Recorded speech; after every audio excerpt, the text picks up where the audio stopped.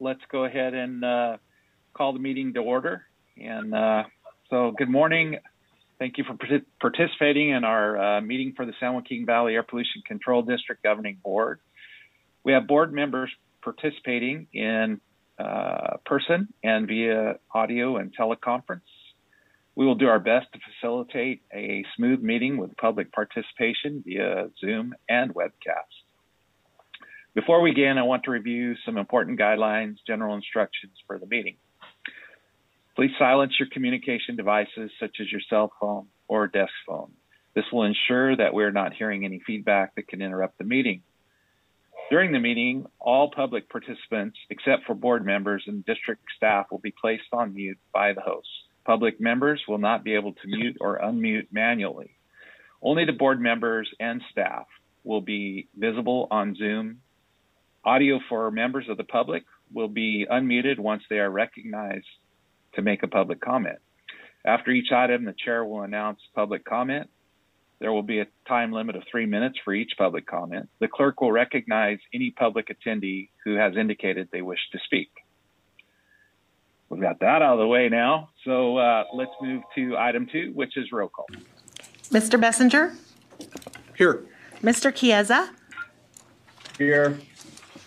Mr. Couch?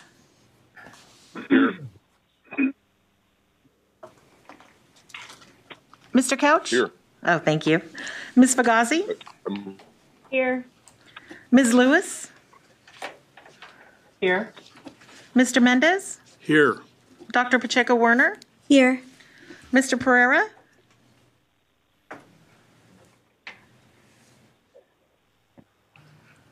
Mr. Pereira, can you hear me?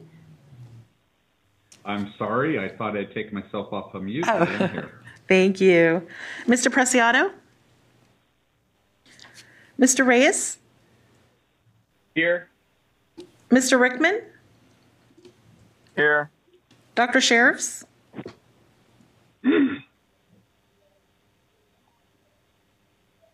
you hear me, Dr. Sheriffs? Looks like he's frozen, but he is here. Oh, there you are. Thank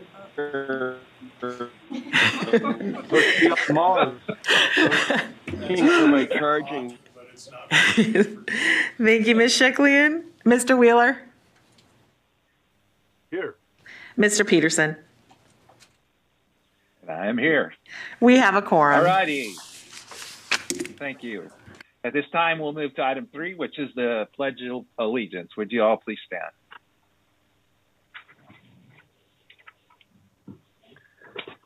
Ready, salute. I pledge allegiance to the flag, the United States of America, to the republic for which it stands, one nation, under God, indivisible, and liberty and justice for all.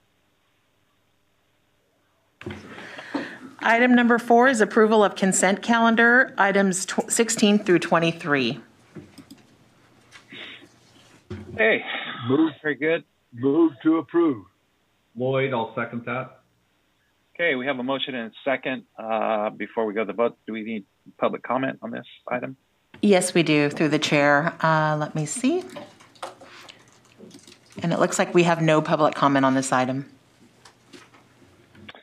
Okay, very good. We have a motion and a second. Please call the roll.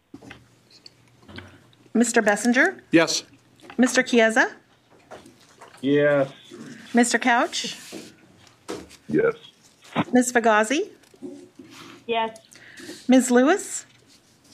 Yes. Mr. Mendez? Yes. Dr. Pacheco-Werner? Yes. Mr. Pereira? Yes. Mr. Preciado? I'm sorry, I don't believe he's here. Mr. Reyes? Yes. Mr. Rickman? Yes. Dr. Sheriffs?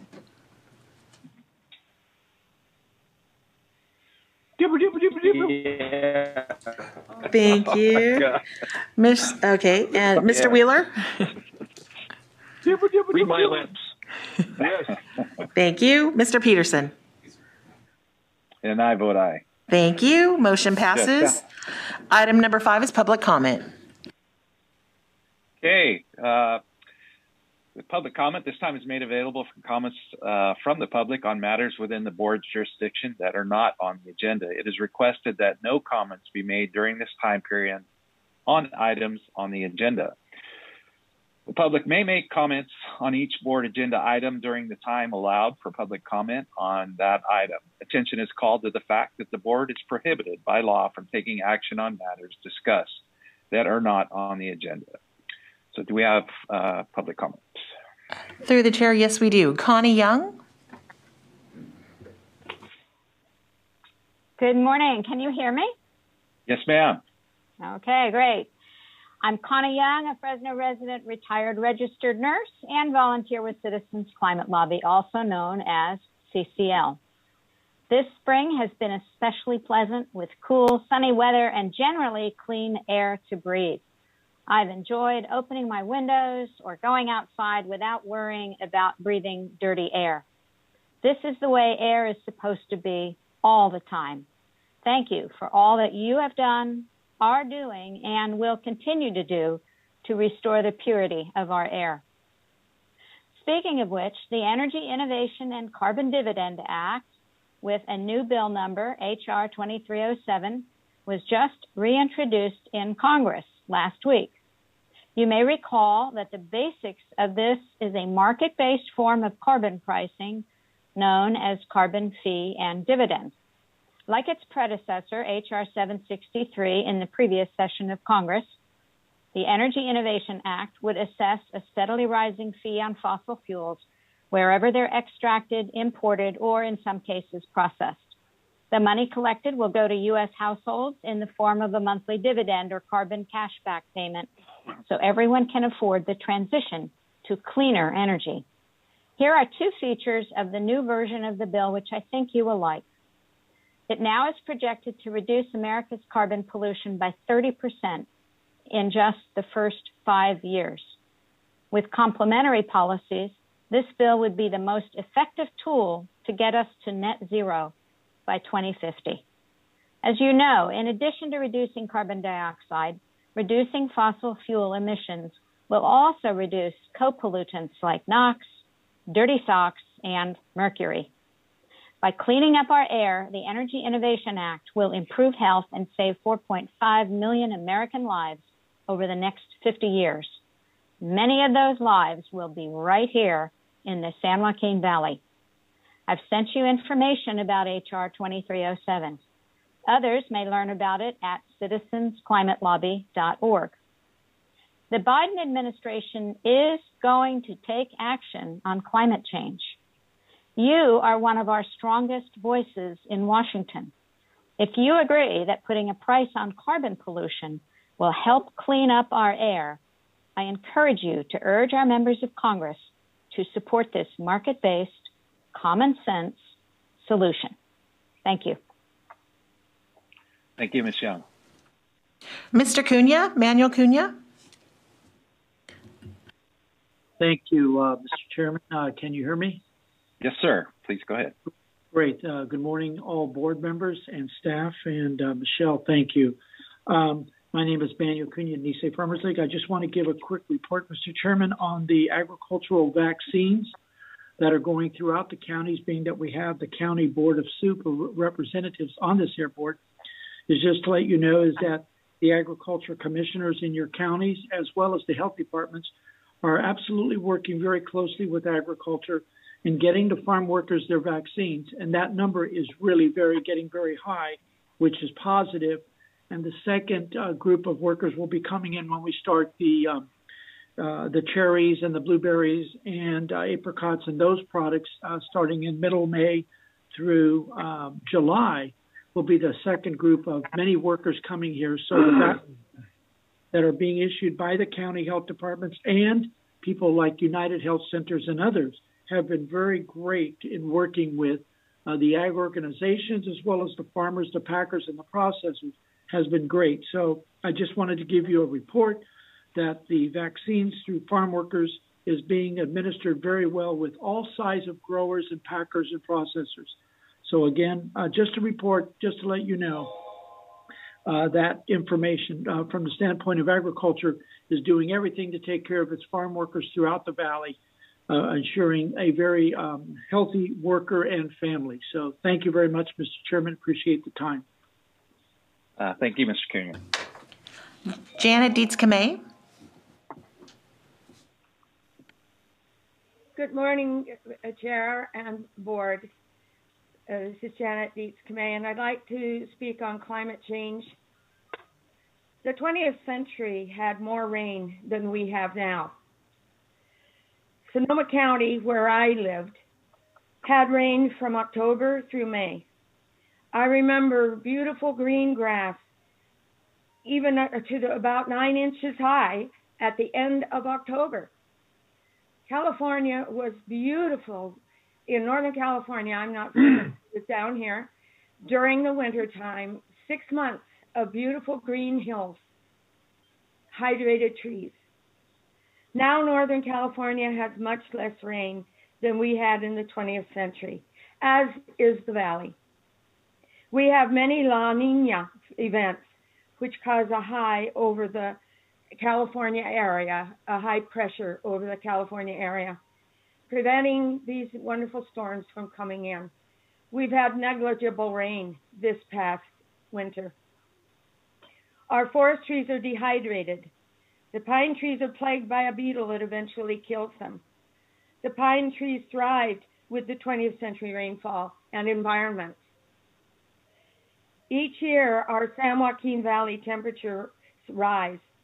We have record-breaking summer heat.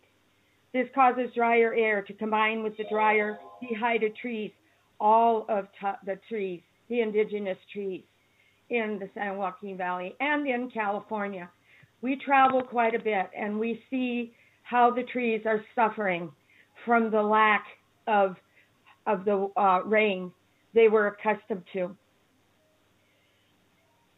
I notice, because I come from a country agricultural background, I notice there are less and less live trees in the pastures. Cattle are finding fewer and fewer places to shade themselves. That concerns me. Surely those in the ag business have noticed the need for more irrigation, for many changes resulting from our climate change. People who depend upon the weather, now that weather is drastically changing, know something is causing these changes. We need to accept, address, and do something to remedy climate change. We need to stop the changes and attempt to reverse them. Please support all climate change efforts. Thank you. Thank you, Ms. Kamay. Through the chair, there is no additional public comment on this item. Item number 6 is star recognition, service, teamwork, attitude, and respect. Hey, it's the board's favorite presentation. Absolutely. Good morning, Mr. Chair, members of the board. Shanika Dixon, Director of Personnel.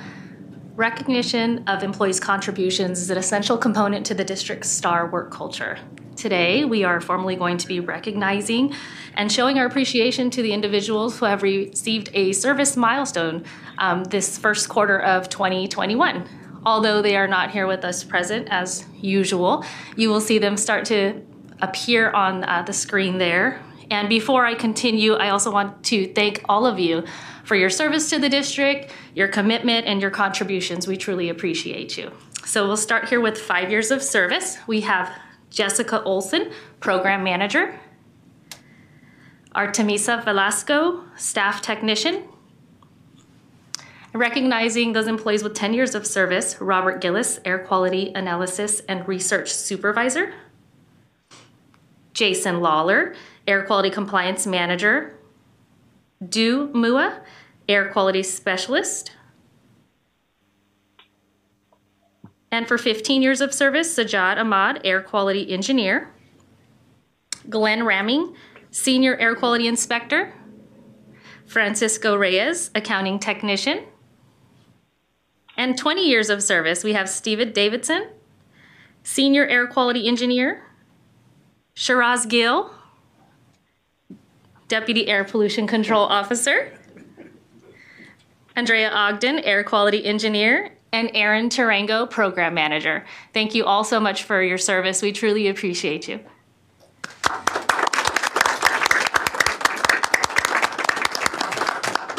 Thank you so much. Whoopee, whoopee, whoopee. Item number 7 is report on District Citizens Advisory Committee activities.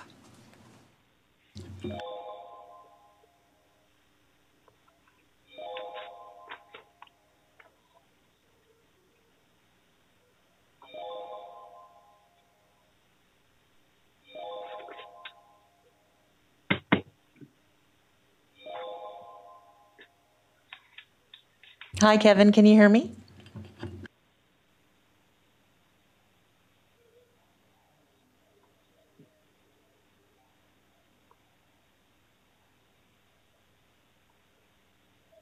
Mr. Abernathy, can you hear me?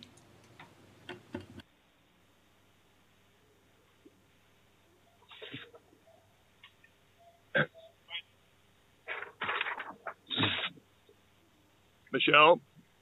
Yes, hi, Kevin. We can hear you now. Okay, perfect. So, good morning, Mr. Chairman, members of the board. I'll give a quick update on your board packet agenda item number 7. CAC was held on April the 6th. I would say the biggest thing that I would like to add to the board today is the fact that we had a great milestone in the fact that we were able to appoint the Environmental Justice Advisory Group with a full slate of individuals. I'll name them off real quick. I think the balance and scope and depth of knowledge is going to make for a great EJAG advisory group to CAC, and that would be on the environmental side, Mr. Hamilton with his alternate, Mr. Liba. On the industry agricultural side would be Mr. Parcell and Mr. Cunha as the alternate.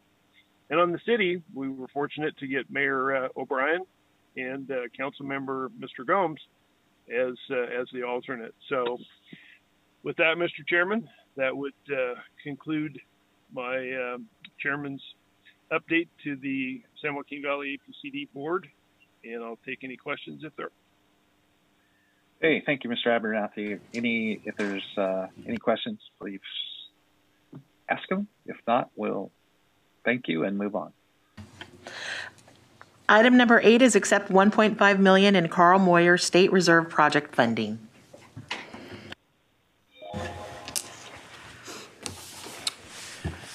Good morning, Mr. Chair, members of the board. Todd DeYoung, the Director of Grants and Incentives here at the Air District.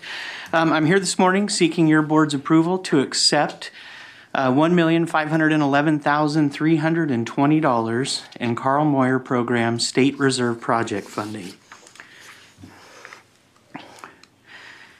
So each year, the California Health and Safety Code gives the California Air Resources Board the authority to reserve up to 10% of the annual Carl Moyer Program allotment to directly fund Moyer-eligible projects. This is called the State Reserve Project Funding Program. For the fiscal year 2021, CARB has allocated $9.4 million in available state reserve project funding, specifically for Moyer-eligible zero-emission infrastructure projects statewide. This year, the district was awarded $1.5 million in Moyer State Reserve project funding under this program. So as established by CARB in their program solicitation, the state reserve funds for this fiscal year must be spent on infrastructure projects that support zero-emission vehicles, and this includes battery electric charging stations and hydrogen fueling stations. All of the projects must be eligible in accordance with the applicable Carl Moyer program guidelines. Infrastructure chapter. So this is just a table that shows the maximum incentive amount. So all projects that are applicable and approvable get a baseline of 50%. If they're publicly accessible, you can add 10% to that. Projects that include solar and wind power systems, you can add another 5% to that and get 65%. Publicly accessible projects with solar and wind, you can get up to 75%. And then finally, infrastructure to charge public school buses can receive up to 100% funding for those types of infrastructure projects. Just a quick detail on some of the eligible project types. Again, it's battery charging stations, and that includes new expansion to non-residential battery charging station. This would include workplace charging and things like that. DC fast chargers, those are what are also known as level 3 charging. Those are like Tesla supercharger stations along highways and major corridors are eligible. Airport shopping centers, charging at distribution centers and warehouses, all eligible project types. And then for alternative fueling stations, it's limited at this point to zero emission. So that would include at this point hydrogen fueling stations. And it's for new and expansion to existing hydrogen fueling stations. Eligible applicants, public and private entities are eligible. Public entities include state, city, county, multi-county districts, like water districts, school districts, universities, federal agencies, and other organizations. Private entities include private organizations and corporations. Out-of-state applicants are certainly eligible to apply, obviously, as long as the infrastructure is located in California. And with our funding, it would have to be obviously located within the district boundaries. The eligible costs are limited to the purchase and installation of equipment for power delivery and fueling that are directly related to the costs and includes costs of design and engineering, site preparation, ADA accessibility and signage, the cost of the actual equipment and charging and fueling units, the cost of installation that's directly attributable to the construction, any associated meters or data loggers that are necessary, and then on-site power generation systems like we talked about a little bit earlier, those wind or solar components, if they're included, are also eligible costs. And so with that, our recommendations for you this morning would be to accept the $1.5 million in Carl Moyer program funding to fund these eligible infrastructure projects, really to support zero-emission vehicle infrastructure here in the San Joaquin Valley.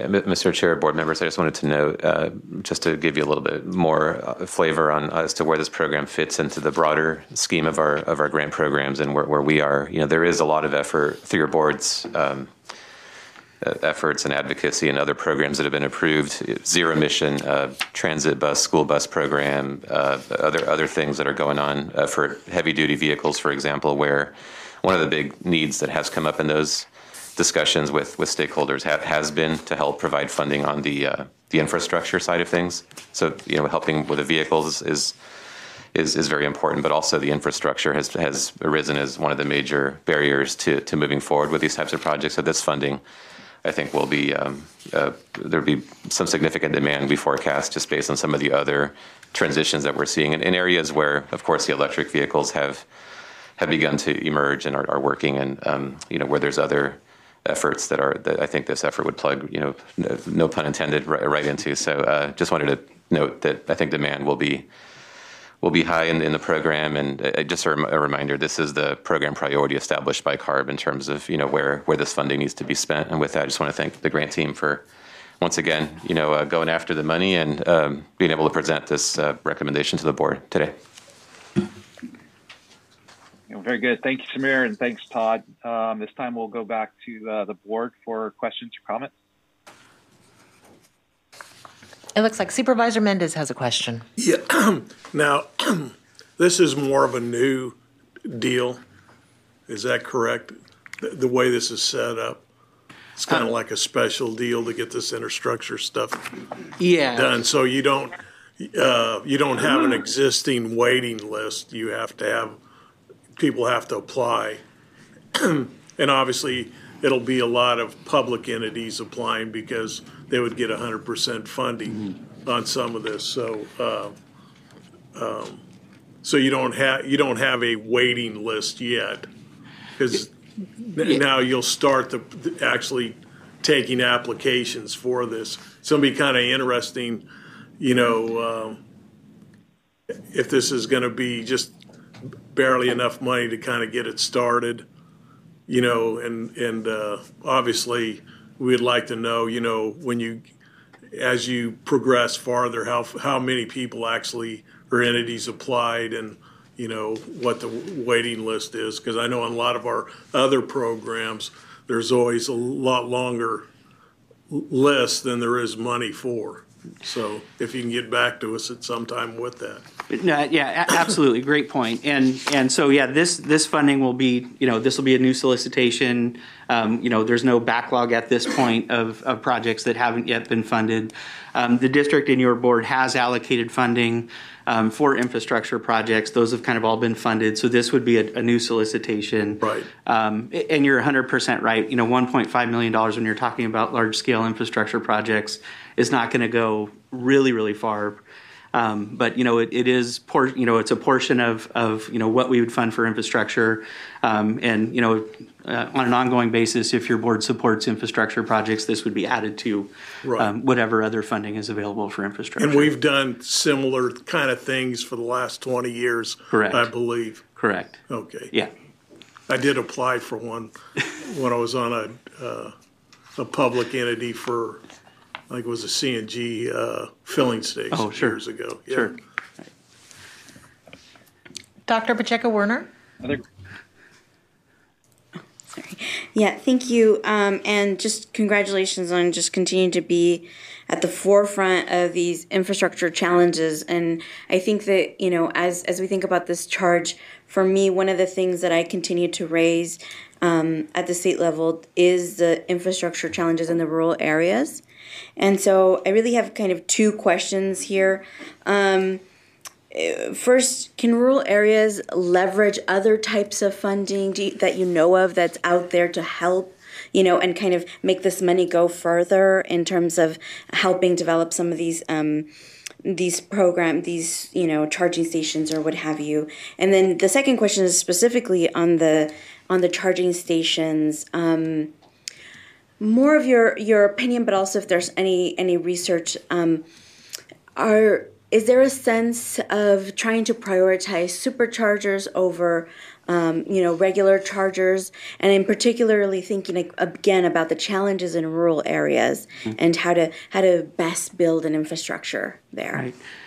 Two great questions. Your first question on leveraging the short answer is yes. We absolutely are always looking to leverage additional funding sources and bring together and really extend the reach of whatever funding that we have. So the color of money is important. So to the extent that you're not double counting emission reductions that both funding sources would be looking at claiming.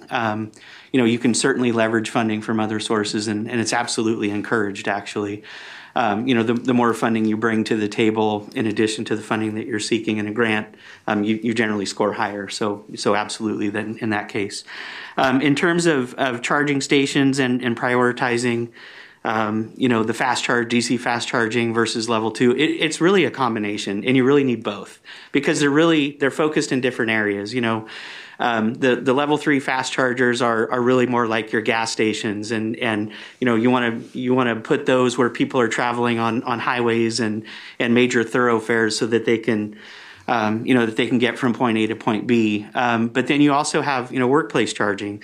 So folks that come and they're parked at a place for 8 or 9 hours a day have the opportunity to do a slower charge, but get their charge enough to get home and to do their daily chores and run their daily errands. So it really is a combination, and the district has an actual plug-in vehicle electric plug-in vehicle readiness plan that we've developed, and it really highlights areas for both of those and where both of those are important. So it's really a combination of strategies that are really important. So I wouldn't say one is more important than the other. Thank you. Mm-hmm. Through the chair, Mayor Preciado has joined the meeting, and Dr. Sheriffs has a question. Thank you. Yes, second, thanks to staff for your active getting this funding, bringing this funding to the Valley. Thanks to Dr. Warner for highlighting the rural issue. My wife and I were driving our electric car across the Valley a couple of weeks ago and got to our anticipated charging point, and there were repairs being done to something else, but the charging station was fenced off. So it's good to have options. It gives people more confidence moving forward. we have some experience with funding infrastructure projects, and I'm wondering how long do you think this money is going to last? And roughly, what do you think the applications are going to be? Previous money we've had has been fully subscribed. Wondering what your thoughts are, what direction you think it's going to move. And again, thanks for your comment. Of course. I think in recent years, funding for these types of programs the interest has significantly increased. And it makes sense with the proliferation of electric vehicles here in the Valley that, the charging infrastructure is going to be key. So, just in terms of general costs, you could see a level 3 charging station can run anywhere from $25,000 to a couple $100,000, depending on the infrastructure cost and, the cost to upgrade transformers and other things like that. So you can see, one project could take up a significant chunk of the funding. School bus charging, could be a couple $100,000. We've seen projects for infrastructure that are over $1 million. So, it certainly all depends on the type of project. When you're talking about hydrogen fueling, those could be well into the millions of dollars in terms of total project costs. So, I expect the demand to be significant for the program. Again, I think this is part of a larger effort to deploy infrastructure here in the Valley, but it's certainly not the only piece of the puzzle. But I think it's certainly important. And Mr. Chair, just on that note, I just wanted to expand a little bit on that last point, which is a really important one. That there is a lot of attention, I think. Legislatively, through the PUC, there's a variety of efforts that are going on that I think will expand funding as well as maybe some of the policy barriers and issues, as they relate to getting some of this infrastructure up. There's a bill. I was trying to find I think it's AB 841, but may or may not be accurate there. I think just off the top of my head that establishes actually some additional, potential priority and funding stream. So it's just an important note that Todd raises that this funding is going to be very important, but it's actually going to be a lot more important that there's broader efforts and much more significant funding deployed. If we're to meet the goals, when you look at the transitions that are being called for to electric vehicles, for example, you can only do it through the infrastructure, and the issues that Dr. Sheriff's raised are really important issues that you have to do this at the same time, and there has to be a concerted effort. And there is a lot of recent legislative developments that I think will result in quite a bit of other funding and support in this space as well. And that's to Dr. Pacheco-Werner's point as well, that the leveraging is going to be really important. At some point here, it's, we need to actually all be on the same page about how to really take advantage of all these different resources to really make this happen. So our staff are actively looking at that. For example, on our grant page, we do try to provide information about some of the other state programs that may be available, try to connect folks that we talk to with those resources. It can be a little confusing at times, so we definitely want to make sure that point is always raised, and it's very, very important.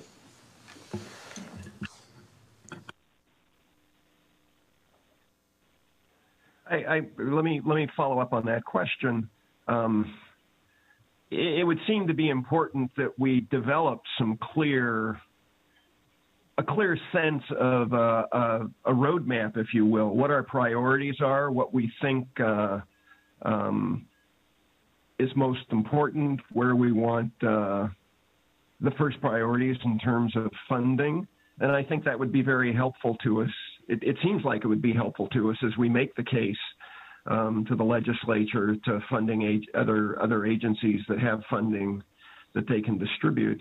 If we have a clear roadmap about our priorities, and not just first come, first serve, but that we've thought about where we'd like the money to go first, where it will have the biggest co-benefits, as well as the biggest impacts in rural and EJ communities. So wondering how the staff is working on that. Yeah, Mr. Chair, that's something that is definitely a discussion that's going on. Frankly, on that issue, we're pretty small fish in the sea. And what I mean by that is that there's a lot of there's a lot of that planning that is going on at a statewide effort. The bill, for example, that I referenced one of the big priorities in the funding streams that are going to come out of that bill are focused on disadvantaged communities and identifying priority projects. I think what we're trying to do at this point, because there still is such a big enough need across the board, for whether it's a school district, transit, private entities, heavy-duty vehicles, light-duty vehicles, is really just, in the context of this program, for example, is try to make sure we're providing, that we're not creating even more barriers in the way that we provide this funding. But certainly as part of, for example, the passenger vehicle charging infrastructure, there actually was a very robust public process that we went through to develop our plug-in EV readiness plan that is actually embedded into our guidelines. It's part of your board's heard that before, and we, it's part of the decision-making and process that we use for example, when a level 3 charging application comes through, it's part of the process for looking at those projects. So there is some of that goes on, but I think when it comes to other issues like the heavy-duty space, issues like school districts and transit delivery vehicles is another area where we know there's big challenges in charging infrastructure. I think we need to kind of evaluate this for some time and really figure out how we want to work in that space. We want to make sure we have enough early adopters of this to be able to point to, right, that others can really draw experiences from. For those types of projects, I would really recommend at this point that we maintain first come, first served in this program. And then we'll see if we, as we work with our partners statewide on some of these other efforts, if it makes sense to come up with some kind of a readiness plan for some of the other sectors, we'll certainly come back to your board with ideas along those lines. But at this point, that wouldn't be our recommendation. Very good, thank you. Further questions from the board? Through the chair, I see no additional board member comments. Very good. This time we'll go to public comment. Janet Dietz-Kamay. Thank you. This is wonderful. I am cheered by this. I've always said charging stations are the driver for EV interest. I've had many people say, well, I'd like to have an electric car, but how do you charge? There's no way to charge it, meaning on a long trip. Apartment buildings is another thing that is a problem for those who would like to have electric vehicles. We charge our vehicle using a 110 outlet in our garage, and that's more than adequate for just going around. And we travel up to Shaver Lake and places like that in our EV. Charging stations at gas stations, restaurants, hotels, shopping centers, all those sorts of things will generate interest in EVs. Hotels, yeah. Rural charging stations I see as important, and I see school buses as being very important, so that the children waiting for their school bus ride home are not exposed to diesel fumes. Thank you for this. I'm cheered by this. Thank you. Thank you. Through the chair, I see no additional public comment on this item. Make a motion to approve. Very good. We'll bring. Second. Do we have a second? Okay. Please call the roll. Mr. Bessinger? Yes. Mr. Chiesa? Yes. Mr. Couch? Yes. Ms. Fugazi? Yes. Ms. Lewis? Yes. Mr. Mendez? Yes. Dr. Pacheco-Werner? Yes. Mr. Pereira? Yes. Mr. Preciado? Yes. Mr. Reyes? Yes. Mr. Rickman? Yes. Dr. Sheriffs? Yes. Mr. Wheeler? Yes. Mr. Peterson? And I vote aye. Motion passes. Item number 9 is accept $1.9 million in additional revenue from the California Air Resources Board to fund the district's Drive Clean in the San Joaquin Vehicle Replacement Program. All right. Good morning, Mr. Chairman and members of the board. My name is Brian Dodds. I'm a program manager in our Grants and Incentives Department, and I'm here this morning to seek your board's approval to accept $2 million $40,000 in additional revenue from the California Air Resources Board to fund the district's Drive Clean and the San Joaquin Vehicle Replacement Program. And you'll notice that there's a difference in this figure compared to what's in your board memo, and I'll touch on that difference in just a moment. As your board is well aware, mobile sources of emissions account for more than 85% of the Valley's NOx inventory. However, the district has no regulatory authority to control these emissions, as this authority rests with the state and federal government. The district's voluntary emission reduction incentive programs play an important role in reducing emissions from mobile sources in order to meet our air quality goals. One of our incentive programs is the Drive Clean and the San Joaquin program, which provides Valley residents options for reducing emissions from passenger vehicles with a focus on low-income and disadvantaged communities. These options include incentives to repair high-emitting vehicles, provide funding to replace older, higher-emitting vehicles with cleaner alternatives, and rebates for the purchase or lease of plug-in hybrid and battery electric vehicles. This image is from our program website, and our website provides Valley residents with information on each of these options, as well as online resources for participating in the program. And it's a great tool for anyone that's interested in participating to learn more about the options that are available for reducing their emissions. In 2014, your board authorized an innovative, first-of-its-kind vehicle replacement pilot program in conjunction with our Tune-In, Tune-Up vehicle repair program, which ultimately served as a model for the State Enhanced Fleet Modernization Program, or EF&P. The goal of this program is to replace older vehicles with newer, cleaner, and more efficient models for low to moderate income residents. And since 2015, our district has received nearly $36 million in state funding for vehicle replacement projects.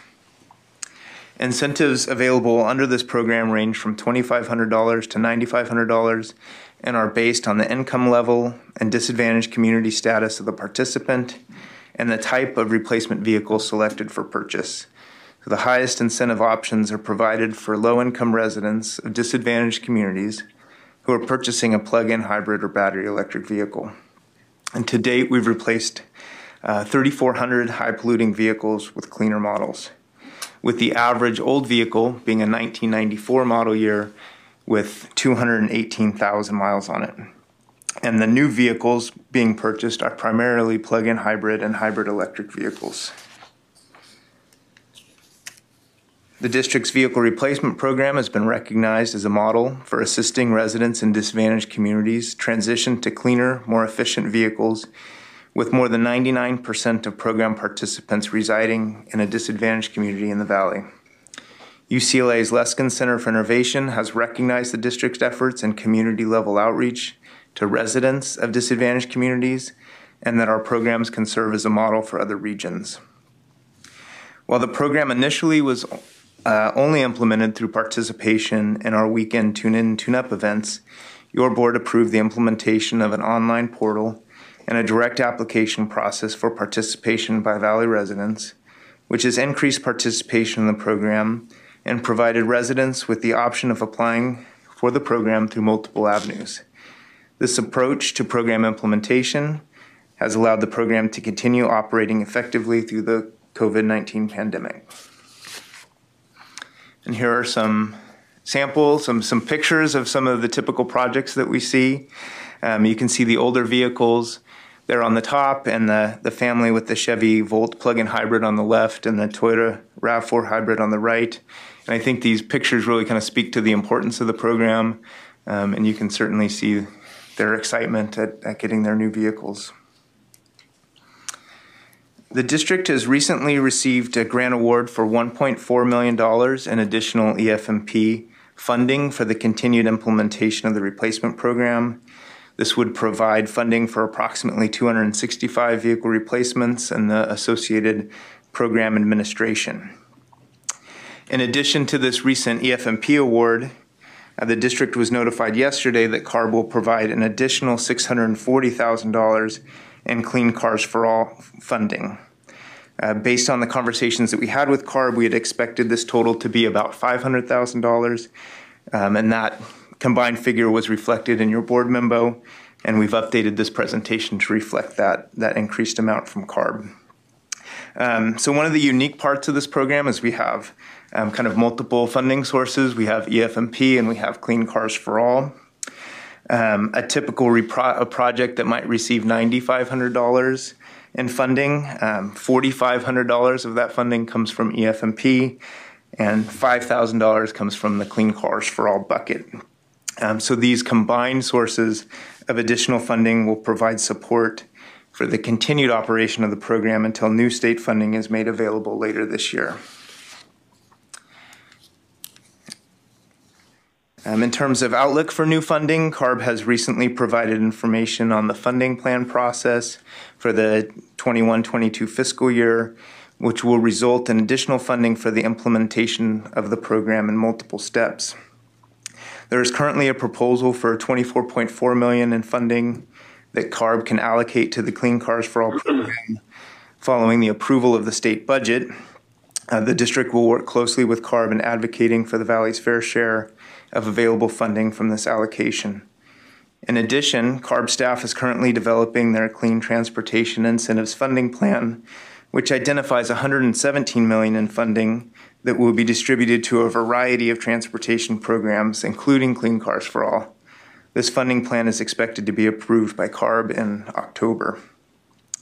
The district expects that Clean Cars for All will receive a sizable allocation through this funding plan process. However, additional advocacy will be required to ensure that the program and the district receives an equitable distribution of funds to fully support the continued implementation of this important program. In order to continue the successful implementation of our vehicle replacement program, the district recommends continuing our partnership with Valley Clean Air Now as the program contractor with an agreement for up to $204,000 in program administration, which is 10% of the state funding allocation and consistent with the program costs associated with previous agreements with Valley Can.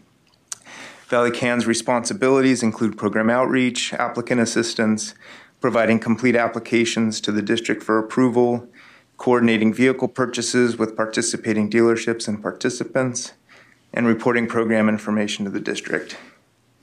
Eligible expenses under this agreement would include program management and oversight, accounting, payroll, overhead, outreach, and other expenses directly related to program implementation.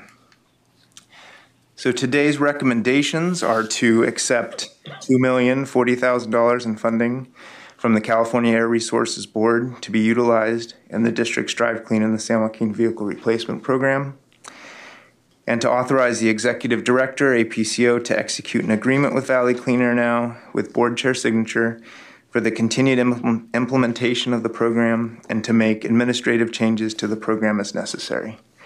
And that will conclude my presentation, and I'd be happy to answer any questions you may have. Awesome. Thank you, Brian. So, questions from the board? Vice Mayor Fugazi. Thank you. Not necessarily a question, more like a comment. Just a few blocks from where I am right now is the dealership in Stockton that provides, in partnership with Valley Can, the cars for this program. And I just have to let you know that 3 years ago, before they joined this, they primarily sold trucks, SUVs, Hummers, things of that nature.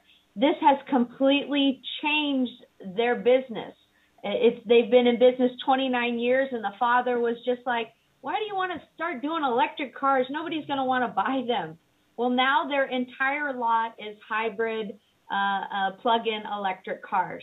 So much so that they're going to put charging stations at their lot for people to be able to charge.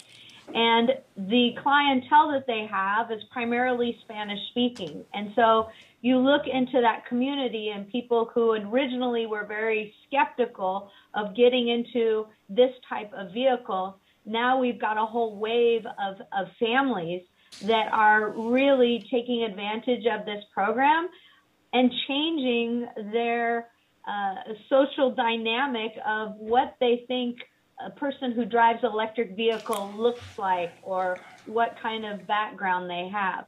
And so I'm so happy that we're able to put more funds into this program, because I know we have a list of people who want to participate. And by clearing out some of these gross polluters, I mean, it's a win-win all the way around. And I've seen little kids now, they're picking out what electric car they want when they turn 16. And I just, like I said, I couldn't be happier. I'm so glad that we're able to put more funding towards this program, and I'm hopeful that we are able to continue in partnership with CARB. So thank you for bringing this to us. Thank you. Councilmember Bessinger? Mine is also more of a comment. This is probably my favorite program that the district runs. Coming from a law enforcement background, I pulled over a lot of gross polluters and had conversations with people who were frustrated. They had to get to work.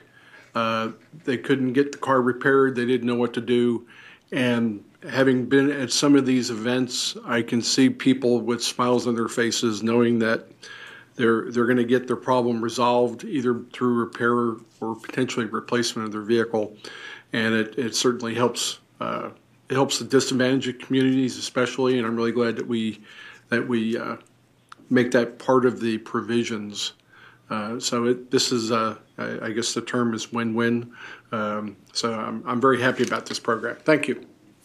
Thank you. Thank you. Dr. Sheriffs?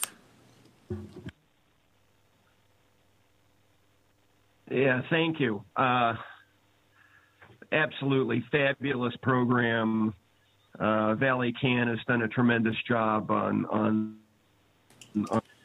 making it successful, a great value to what the work that the district does, and reaching really important communities. And thank you, Ms. Fagazi, for your personal story there. It really highlights so many great things about the program. I have no hesitation to say yes, yes, yes, but I do have a question, and that is thinking about what are the opportunities going forward to get even greater reductions in criteria pollutants and greenhouse gases from this program.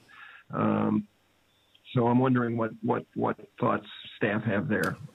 Love this program. Happy to support this. Thrilled to be able to support it.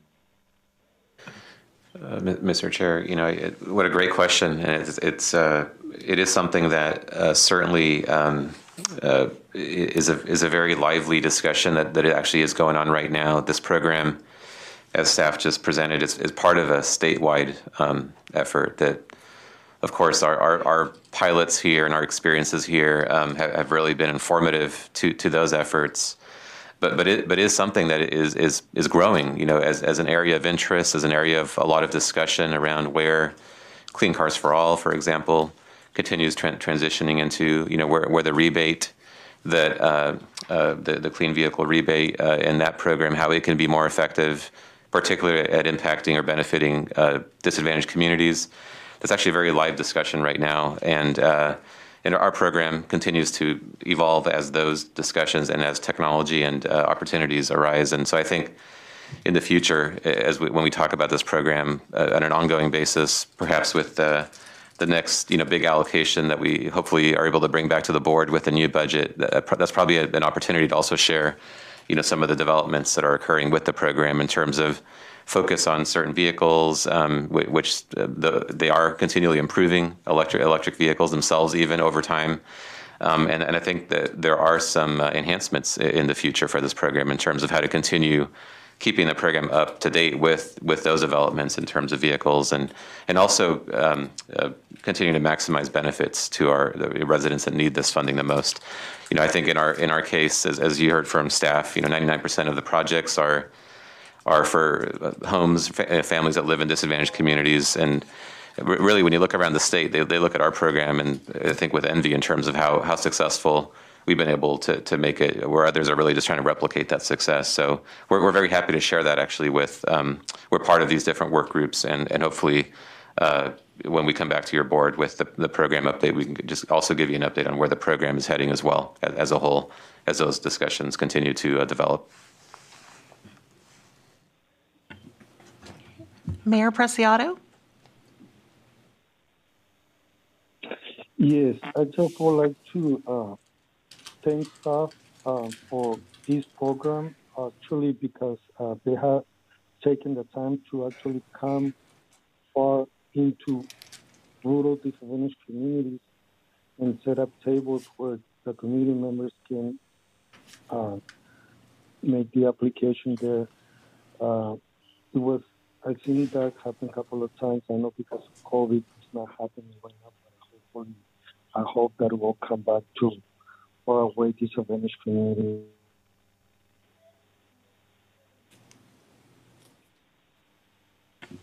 Mayor Pro Tem Lewis? Thank you. Being new on the board, this is the first time that I've heard about this program.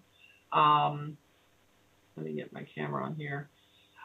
I certainly am going to be contacting staff at the office to find out how to get our county, our cities in our county involved in this so that we're able to access funding from this program so that our citizens in the cities of Merced County are able to participate. It sounds like a worthwhile program, and for me, it doesn't matter what background or ethnic group a person is from. If they are eligible to participate in this program, it's a wonderful thing. And I certainly want to move forward to get that information out in our county so that we can begin to have the residents in our county participate. It's very difficult to purchase cars these days and quite costly. So any assistance that we can give people who are eligible for this program is certainly worthwhile. And thank you for the program.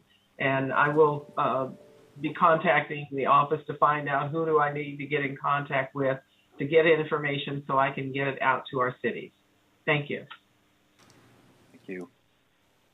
Through the chair, I see no additional governing board member comments. So no additional governing board member comments. Okay, very good. We'll move to public comment on the item. Okay, and we have Mr. Tom Knox. Hi, Chair and board members. I just wanted to thank you all for your support of Clean Cars for All. Thanks for all the very kind comments today.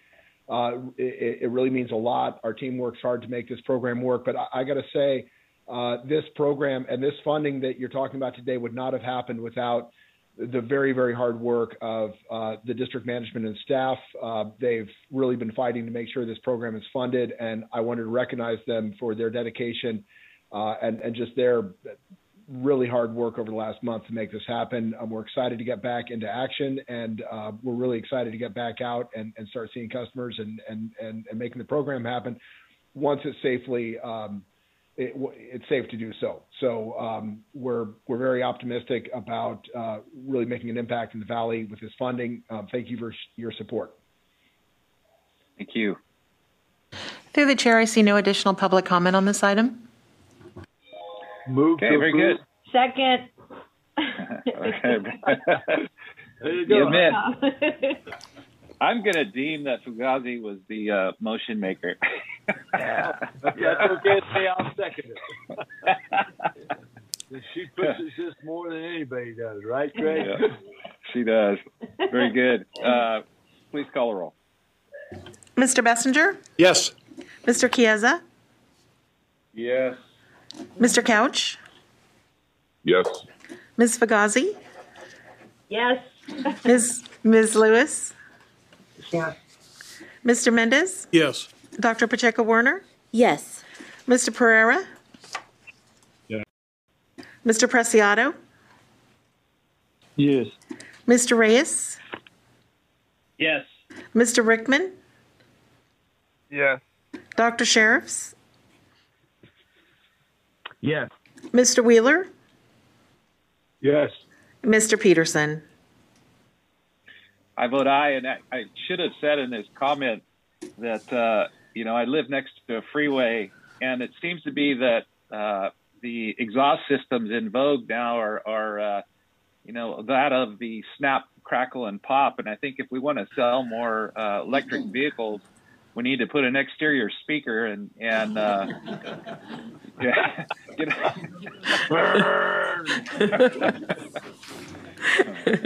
very good. With that, awesome. We'll go to the next item. Item number 10 is report on 2020-2021 winter residential wood smoke reduction strategy.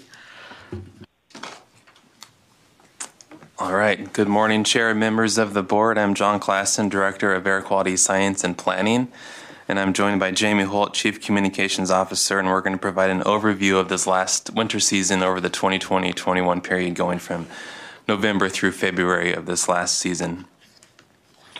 So, as you know, wood smoke has a direct impact on people's health, and there's a lot of scientific research that links prolonged inhalation of wood smoke to a variety of health effects, including lung disease and decrease in lung function for children, pulmonary hypertension, and heart disease that could lead to cancer or heart failure.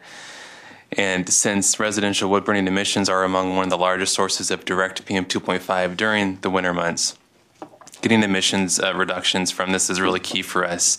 And the fact that these emissions can occur during the evening hours in neighborhoods when temperature inversions are more common, that can magnify the concentration of what people are being exposed to in neighborhoods where they are living. Our residential wood smoke reduction strategy has really gone a long way to improve air quality in this area. Our curtailment program is the most cost-effective public health measure that we have. It has the lowest cost in terms of dollars per ton of emissions reduced. We get the largest amount of PM2.5 reductions from our curtailment program, and we get these emissions reductions where it's needed most, where people are living in their neighborhoods, where they're residing during the day and in the evenings. And the reductions that we've gotten from this program in direct PM2.5 and precursor emissions have played a big role in helping us get to different air quality milestones that we've listed here. One of those is attaining the PM10 standard years ago, and it's also played a large role in us now meeting the 65 microgram per meter cube 24-hour PM2.5 standard, which is great that we are at that point now. As a general overview of this last winter season, we've continued to maintain significant progress in improving our air quality due to our PM2.5 control strategy, which includes our comprehensive residential wood smoke reduction program. And in general, looking at our air quality trends over this past season, we've continued to reduce our PM2.5 concentrations across all of our counties, despite this last winter season being very stable in our atmosphere, and I'll talk about that a bit more later. But even with that stable atmosphere, we're continuing to see lower concentrations. In general, we're seeing a continued decrease in unhealthy days across the counties of the valley, and an increase in good and moderate air quality index days. We saw 0 days exceeding that 65 microgram PM2.5 standard this past winter season, and overall across all of our counties, we've seen a 70% reduction in days exceeding the more stringent 24-hour standard of 35 micrograms per meter cubed. This included our robust wood burning device changeout incentive program, our public education and outreach program, and continued active enforcement and monitoring by the district through this past winter season. This is actually the second winter season that we've been implementing our new residential wood smoke reduction strategy.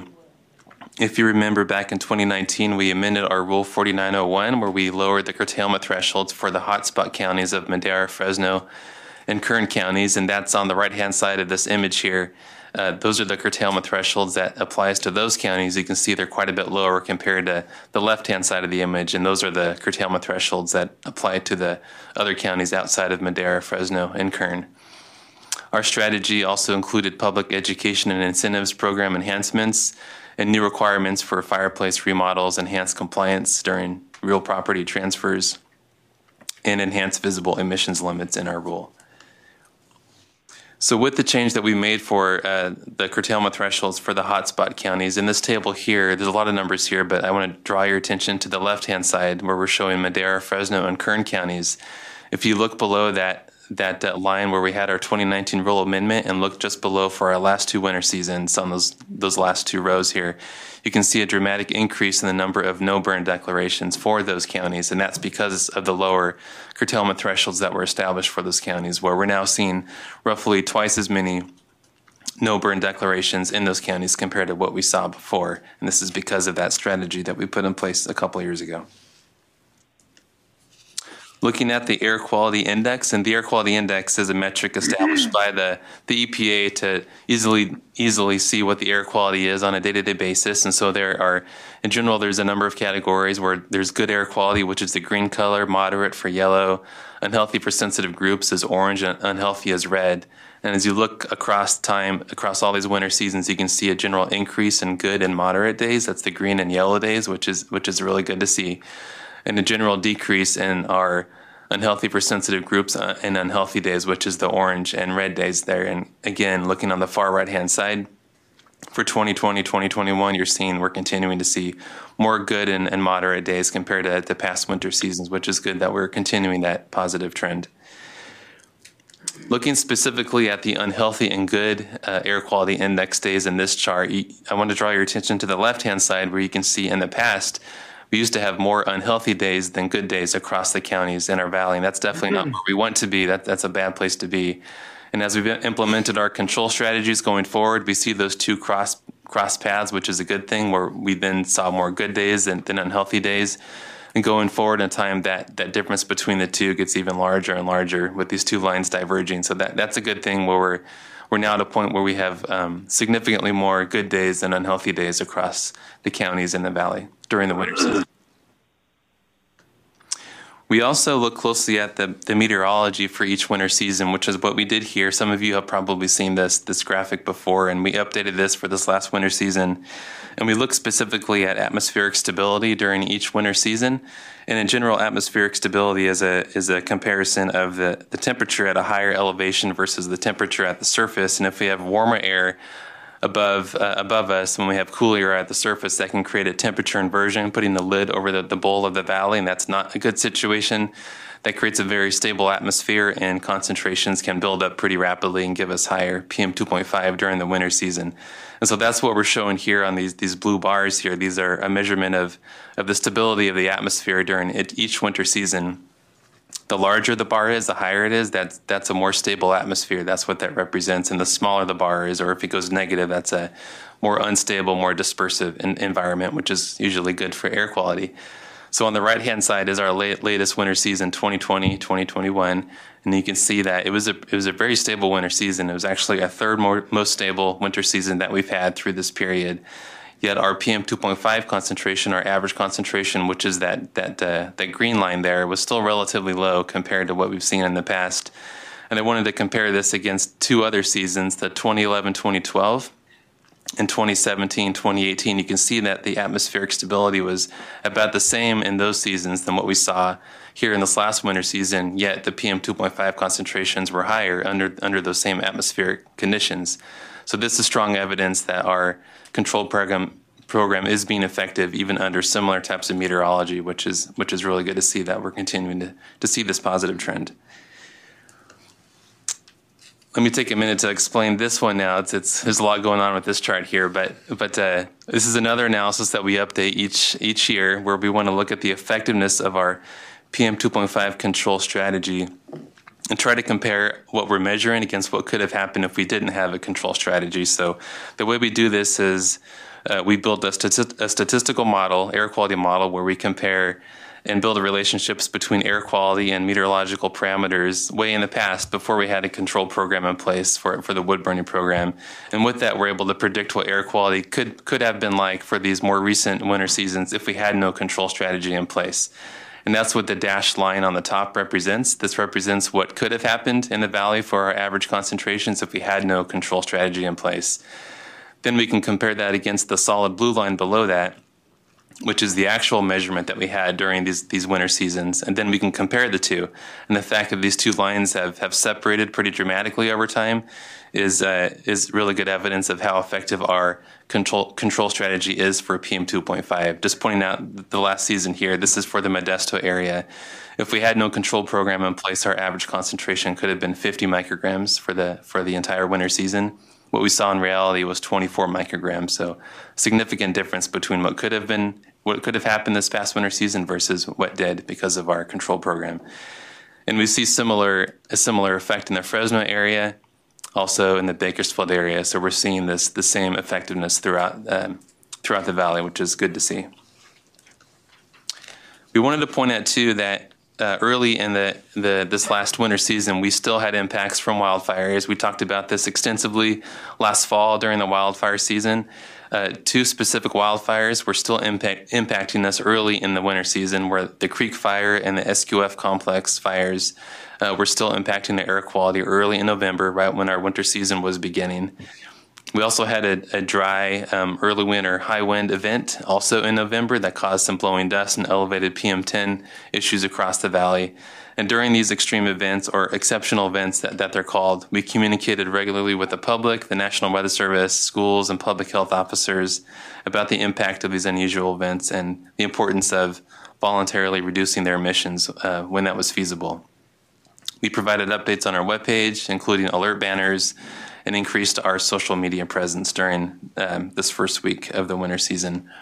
This is just an image here of November 3rd, 2020, where you can still see a lot of haze and smoke from the Creek Fire and SQF Complex fires throughout much of the valley, which was impacting our concentrations, which we show here on this next slide. This is 24-hour average PM 2.5 from late October getting into the first part of the winter season. You can see elevated concentrations throughout various parts of the valley, with it building over time into early November. And then we saw it drop down once we had the high wind event come through, which we show on the next slide here. This is PM10, where we saw elevated PM10 throughout the same period. We saw it spike up even more highly when we had the wind event come in on November 6th, where we had a spike in PM10, and then you see the numbers drop way down once we had a good clean out from that wind event. So at this point, I'm going to pass it to Jamie, who's going to provide some more details of our incentive program, our outreach and education, and our enforcement during this past season. Good morning. Our Burn Cleaner Incentive Program is one of our most visible and popular incentive programs. It's really focused on helping the public do their part to reduce emissions. The program works by giving a financial incentive to individuals who are looking to swap out either an old stove, an old insert, an old fireplace, and in most cases, what we see is those folks replace it with a gas device. We have a network of over 50 retailer partners. These are usually your hearth and often spas are the other things they sell. Your hearth and spa, little often mom and pop shops that are throughout the valley, and they really have been fantastic partners in this program and really making sure that we're getting these cleaner devices into homes up and down the valley. The program for the 2021 winter season issued nearly 2,500 vouchers to Valley residents. And how it works is a Valley resident applies, they get a voucher from us. Sometimes they apply at their retailer, and they get, the retailer kind of walks them through the process.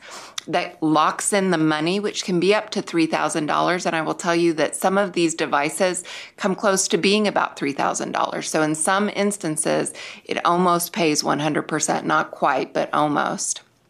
And then they pick out what they want, and they discuss the installation with their retailer. They look into exactly what it's going to cost, what their options are financially. In some cases, we have retailers that provide a low-income service, and I should say a service to our low-income residents, and they'll give a time of purchase kind of discount right off the top. It's not really a rebate that we're then sending to the resident. It's something that we've worked out with our retailer partners based on actually some feedback that we received from this board. And that allows those low-income folks not have to float that $3,000 to get that new device in their home. As I mentioned, nearly 95% of this funding is going to put in natural gas devices, which are significantly cleaner. We do have an option, and I know Supervisor Wheeler has really fought hard for this. In those areas where we don't have natural gas, they don't have it as a service to those homes, we really want to get those older wood-burning devices, some of which I've seen them. They're 50, 60 years old. They look like they're out of the Dust Bowl. We want to get those devices out of those homes and into cleaner EPA-certified devices in those in those instances where it really is the only source of heat and the only way that they can have a cleaner device. 70% of the vouchers are in those hotspots counties that John mentioned.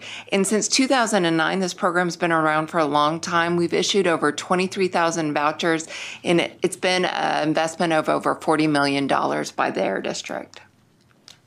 We do a lot of outreach in the wintertime surrounding this program, particularly our winter wood smoke reduction strategy. And it really has about 4 components to it. We want to educate folks on the impact of wood smoke through our entire campaign and let folks know that it's not just impacting them and the folks in their households, but it's their neighbors, their pets. Sometimes folks care more about their pets, I think, than they do than themselves. We want to educate the public and the media about the curtailment program, about how there are certain days when you should never be using your wood-burning device. And there are certain days that if you have to use it, it is approved to use it. We also encourage residents to upgrade to a cleaner device through their Burn Cleaner Grant Program, which I just mentioned.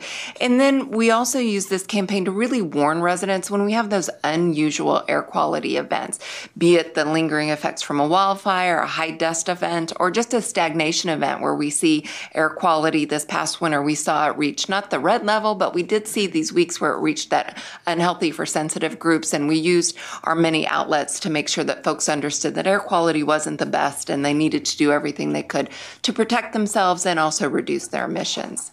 We do this through a very extensive network of public outreach tools.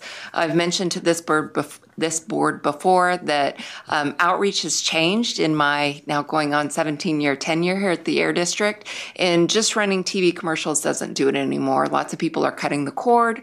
They're not seeing TV commercials. So we now have mixed up our outreach to have a variety of different tools. We still do advertising, bilingual advertising through our network television. We try to target those messages on times when people are watching live TV. Those are usually sports events and the evening news, sometimes the morning news.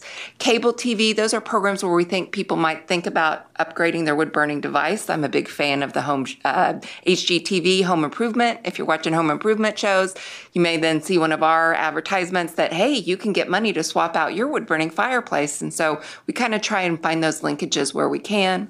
We target our billboards in neighborhoods where we know that there are wood-burning devices that can be swapped out or where folks should be paying attention to the burning status. Some of our newer neighborhoods, they never had open burning fireplaces. They all had gas units put in. So it doesn't really make sense for us to do billboard advertising in some of those newer neighborhoods. Social media is, of course, the new behemoth in the room.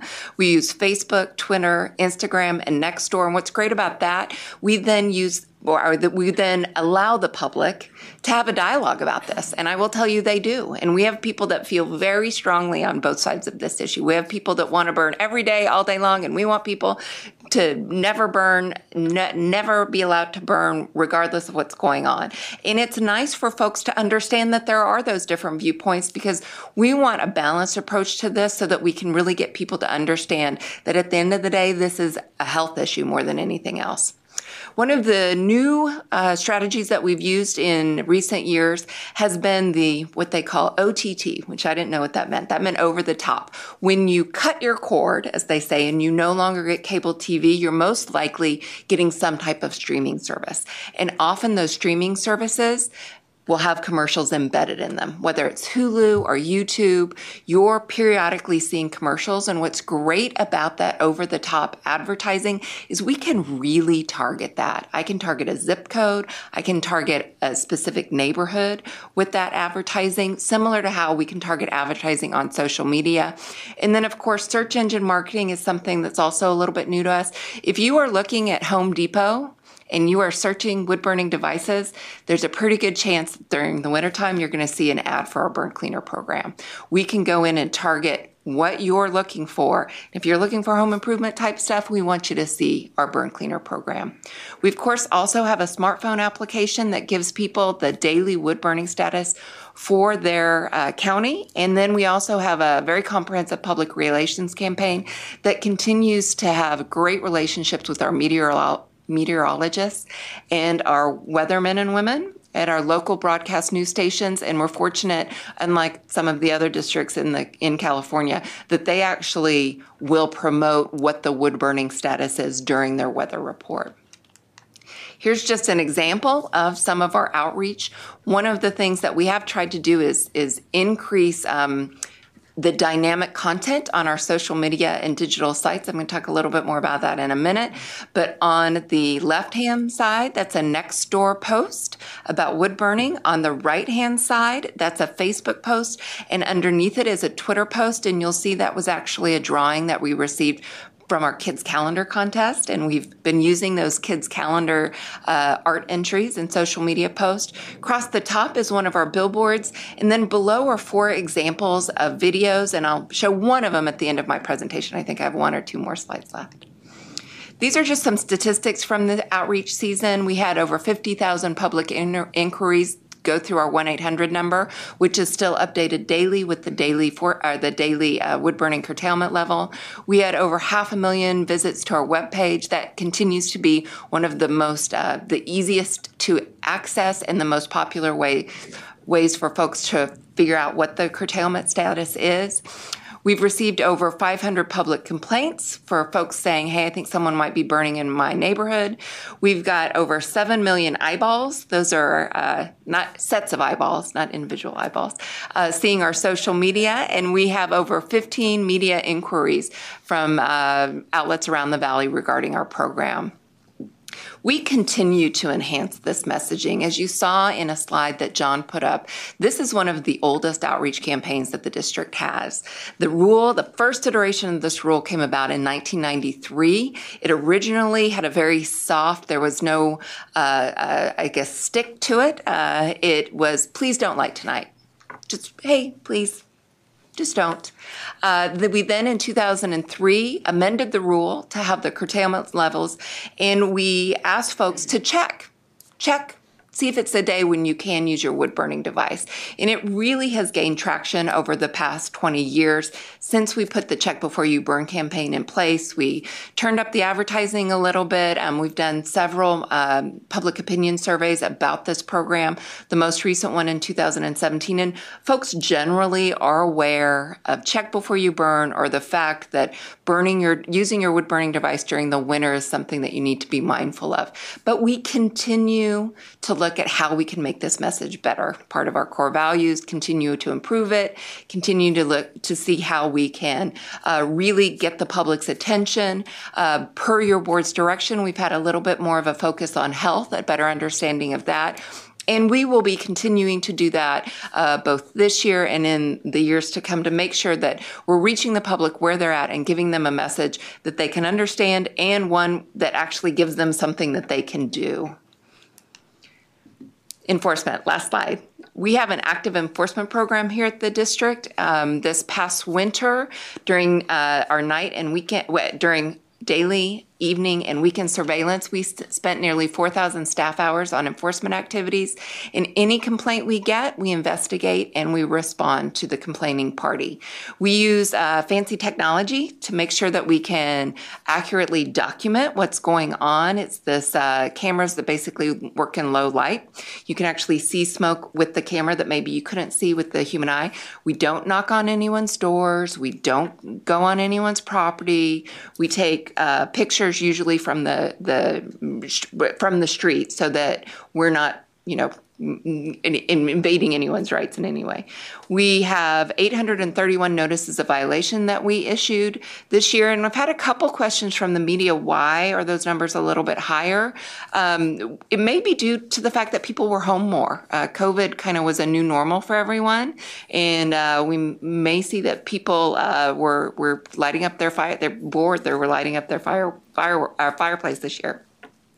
The penalty is $100. If you're a first-time violator, you can come to our very exciting smoke school and cut that in half. There are higher penalties for repeat offenders. I will tell you, the majority of the people, if they get one ticket, they don't get another one. They understand the program. They understand the flexibility of the program.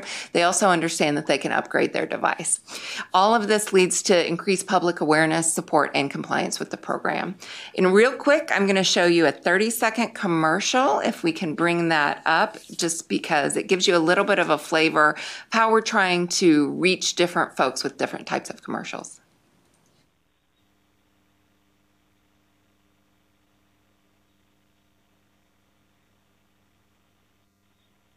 I'm a kid. There's probably a kid like me in your neighborhood. During the winter, there's something you can do to keep me healthy. Don't use your fireplace. Residential wood-burning fireplaces, inserts, and stoves can put harmful pollution into the air. This winter, check before you use a wood-burning device to make sure it's okay to burn, or get up to $3,000 to replace your device with a gas unit. For more about how you can make an impact on cleaner air, visit checkbeforeyouburn.org. And that adorable little girl is actually the child of one of our district employees, so we were able to keep it in the family, so to speak. That's all I have. I'd be happy to answer any questions. Great. Thanks, John and Jamie. We'll go to board for questions and comments. Okay, through the chair, I'd like to announce that Supervisor Shucklian has joined the meeting. First up in comments is Supervisor Wheeler. Yeah, thank you. I remember when we passed this the first time, they wouldn't recommend in Fresno, Madera County because we haven't got natural gas. And it took us about 30 minutes to convince the board. And when we voted, it still wasn't a majority vote, but we got them to do it. And I think it was 2 or 4 million, I forgot what. And we kind of all said that's probably not going to be enough. And halfway through that winter, they came back to us to get some more funding. So it's been very successful. And I just wanted to thank Jamie and Ryan. They've come to, I can't even tell you how many of my town halls over all those years and talked to the people up here. And Madera County is still one of the bigger users of this program. So thank staff, thank everybody, because this has really been one of the bigger things, I believe, that's helped smoke, especially in our Oakhurst Valley right here. When you drive into that valley from Deadwood or from over 426, come from North Fork, used to be just a solid smoke bowl during the winter, but it's really been cleaned up. So thank everybody. Thank you, Supervisor Wheeler. Okay. Dr. Pacheco-Werner. Yeah, thank you so much, staff, just for all of this work on this, just such an important topic. And I love the approach of, trying to do this culture shift while being very targeted, because again, right, there are those, in rural areas that are very different to what we're trying to do in the urban areas, right, where people do have alternatives for heating. And so I really, really like that approach. And really, would like to see that further transition as in the messaging for those that do have alternatives to not check, but don't, right? And just no matter what the air quality is, right? That we've moved on from this. And yet, remembering that for those rural areas that people that face challenges, that option is there for them, right? I had a question. In the coming year, do you see a need to target, like, for example, again, think about the urban again, the fire pits, that have become very popular. I don't know if you had any comments on that. I'll let Samir comment. Let me just make a brief comment, and then I think I'll pass it on to Jamie. It could be, that is an issue that we certainly are aware of and have tried to address. And Dr. Pacheco-Werner, you brought up a really good point, which is there is, at least anecdotally, but I think there's probably some evidence that probably backs us up, that there has been an increased use, or certainly people purchasing and having these outdoor type devices that certainly are subject to the requirements. And I think what we'll look for there is continued opportunities in the messaging that we come up with going into the next winter, to just make sure people are aware of the requirements, that they really are either, preferably not buying the wood burning varieties, if there's a gas version available, maybe trying to reduce that in the first place, but certainly not burning, when they shouldn't be burning. And I think you're pointing out something that probably most of us have observed, that I think there was a trend of folks, buying those as part of, maybe sprucing up their backyard activities or whatnot. So it's certainly something that, we're aware of, we addressed, have continued to address in our rule certainly want to make sure our outreach, make sure that residents are fully aware of that being part of this effort, and that really they should be reducing that burning, whenever they can. Of course, it's harder to make there's no heating really going on there. I mean, that really is truly more about ambiance and environment than it is about, in the home. Certainly it's a bit more challenging depending on where the home is, the particular situation, rural community, urban community. For chimeneas or other devices like those, it really is about just not burning when it's going to impact you or your neighbors. And Jamie, I don't know if you want to add anything to that. Exactly what Samir said, and we did a odd little commercial this year. That directly was targeted at the outdoor fire pits, basically. And we also included in our messaging when we talked to the media, and I think that's a prime area where we can convince folks when they go to buy their new device. There's some relatively inexpensive propane options out there that are beautiful. And that's an easy thing they can do if they want to be sitting in their backyard on a winter evening. Thank you. Mayor Reyes. Thank you. A great presentation, great program. I just wanted to touch on the outreach piece a little bit. I know how we've done a great job with outreach and messaging in the past with the media that we've been able to reach people through. But I just want to commend you on approaching it with some more social media efforts and some other ways to really zero in on the target area that you want to reach. We all know that the success of local representatives reaching their constituents has been, part of great messaging. So being able to continue that even during this time when we're not always able to be out and about and reach people with the frequency we had before, this effort will help pay dividends for communication and relationships in the future. So thank you. Councilmember Bessinger. Just very quickly, I took advantage of this program myself, and my wife and I are very happy. Aesthetically, it's a great improvement, and from a heating option, it's also very, very good. And I would encourage people to definitely do this. Mm-hmm. Dr. Sheriffs?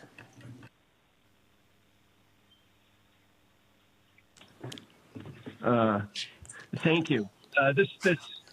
This work that the board and the district is doing is right up there with Drive Clean in terms of impact, outreach, value. Slide number 2 summed it up. This really works on direct PM 2.5, makes it cost effective compared to trying to catch up with NOx reductions and dealing with secondary PM 2.5. Much better value, much less negative impact on the economy. And it's huge in terms of the health effects, because it's the direct PM 2.5 that is the most unhealthful. So when we can make impact on direct PM 2.5, we're having the biggest health impact in terms of cancer, in terms of heart disease, in terms of death.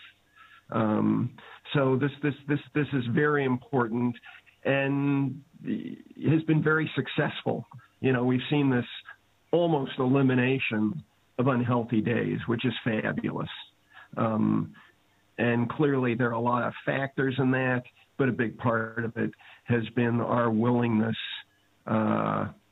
to, well, in a sense, be Scrooges, because, I would much rather that you had a gas-fired outdoor fire pit, but I don't even like I love being around the warmth out there, but, we don't need the NOx emissions. We don't want anything there. Yes, gas is better than wood, but nothing is better. So, we've been willing to be Scrooges and bite off some of this and try to work on it. So that's great. But I also need to remind us, unhealthy for sensitive groups, Now, we've made great progress there, but recognize that's half of us. Half of us are in a sensitive group, because sensitive groups are people over 65, it's kids, it's people with cardiovascular disease and cardiovascular risk factors. So half of it, when it's healthy for sensitive group, unhealthy for sensitive groups, that's half of the Valley population. So huge progress on unhealthy for all, and big progress on unhealthy for sensitive groups, but a reminder of how important that we continue to push on this, to work on this. I do have a couple of questions, and from the material that was distributed to the board, it sounded like there were prohibitions throughout the Valley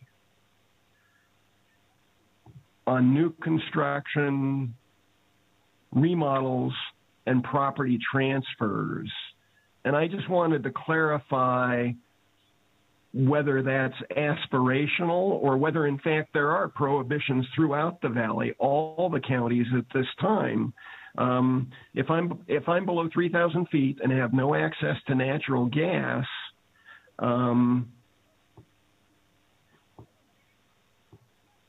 no new construction with a wood-burning device.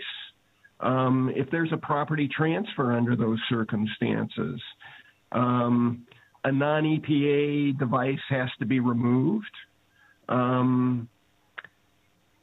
And on remodels, if there's a wood device, that it needs to be removed or converted to gas or electric. So I just wanted to clarify how universal that is. And one last question on enforcement. And it's a tough question. Encouraging the public to participate in enforcement, are we at some kind of a sweet spot on that, or should we be doing more? Are we doing enough? Because certainly the public is concerned. So wondering about Jamie's and other people's take on that. Thanks again for the presentation, and what an important and successful, good program. Thank you.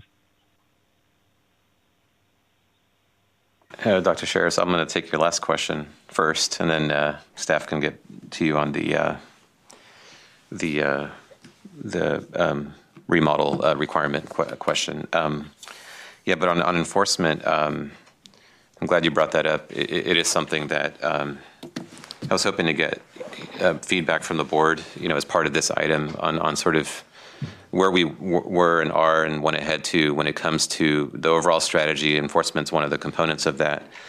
As you all know, this strategy has really relied on acceptance from the public for it to truly be effective. So what I mean by that is the reason the board has always really talked about this as a comprehensive residential wood smoke reduction program is that all of these pieces really work in concert together. The rule, the outreach and education, the enforcement that goes beyond with the rule, and then the grants that we offer that really give residents an outlet to maybe upgrade their devices, in cases where that just seems to be a priority, in that particular household. So enforcement is one of those areas where we always think have had really healthy discussions here with the board on really, finding that sweet spot of obviously, we have a very tough enforcement. We have inspectors who enforce the curtailments when we have curtailments, and of course respond to complaints when we have complaints. And I think my assessment, my overall assessment right now is that we have a very strong enforcement program. One where most of the violations are first-time offenders, where the burn school that we offer has been still a good option. I don't have any recommendations really along those lines. I think because we had more no burn days, and what I would also attribute, in addition probably to what Jamie mentioned, less of a tolerance for wood smoke in general in many of our neighborhoods and communities when there is a no burn day, and as we've seen behaviors change over time with all of the education and outreach that we've done, while I certainly don't speak for all residents here, there's certainly a diversity of viewpoint on this, and very diverse, and we see that on a daily basis with this program. I think that there also is, just a lower tolerance in general for wood smoke, especially, you're coming out of a wildfire season, a lot of wood smoke impacts in the summer. You go into a winter season, and for many residents, and I do believe there's a behavior change here, and hopefully in the coming year we'll be able to do another scientific survey, a little bit of a preview. But we did our last survey in 2017. I do see us coming back to the board with another survey request probably in the 2022 or so, this coming fiscal year. I do think that behaviors and opinions about this are changing, and I think that drives potentially complaints up, and I think that you also see potentially some violations that also result from that. So I think we can as we talk about this, I try to keep it all connected, but I think we can leverage that ongoing change in opinion and really find opportunities within that to continue ramping up the messaging as well, to continue looking at the brand itself, if you will, the check before you burn, going into whether it's this next winter or perhaps beyond, but I'm really looking for opportunities even going into the next winter. How do we really capitalize on this trend that we see to really try to hone in on those messages that best resonate with residents, that really target those residents where there still are opportunities perhaps for making that connection to health and, being not only, concerned about maybe their own activities, but how it relates to their neighbors in their community and their neighborhood. And just building really on what I think, has always been an evolving strategy going into this next season. So I think based on feedback today and just sensing from your comment and other comments that we'll hear as we keep hearing from board members, we can continue making adjustments to that strategy. Even with our burn cleaner incentive program, we can keep making adjustments to that program. I think that's another really important component of this. I think if we find some opportunities based on today's discussion and some of the ongoing discussions that we have between now and the winter season, I do anticipate that we'd be able to come back to the board even potentially with some enhancements to that program, the grant program, some adjustments there. Do we want to continue building on the gas really focused, the real strong interest that we see there, especially in urban areas, where you have access to natural gas? That appears to really be something. I mean, we're seeing 95% of our funding already essentially going there. Do we want to make some adjustments there? Do we want to make some adjustments to our messaging? You saw a really great advertisement now that had a lot of health messaging in there, and that's resonating really well. I think we've only heard positive comments so far on that. Can we do even more in that space to really get at some of these remaining opportunities when it comes to resident behavior and decision making when it comes to wood burning? So that's a long way of saying that I think enforcement is strong. I think it is where it needs to be. I mean, we have inspectors that certainly enforce all of our curtailments. I think that we can hopefully reduce violations and really kind of take it even that next step if we just leverage on the education and outreach and maybe the grants that go along with it to just keep going and that follow that trend line. I mean, we're probably at about 75% reduction right now if you look at where this program is historically from where we started to where we are today. And now we're talking about really trying to reduce that remaining 25% that we have left and really get it as low as we can. And just to answer the other part of the question, you're correct, Dr. Sheriffs. The rule has a variety of components and has had a variety of components through several iterations. In the last round of amendments in 2019, we strengthened the sections of the rule that talks about new builds, remodel, and sale or transfer of ownership. And I will tell you that we then do outreach to make sure planning agencies are aware of those changes. And on a regular basis, and what's funny, it's actually gone up during COVID because I think realtors are more apt to attend a Zoom meeting than they are to go to their meetings. We speak on a regular basis to hundreds of realtors about what they need to be doing when a home is sold to make sure that it is compliant with the rule.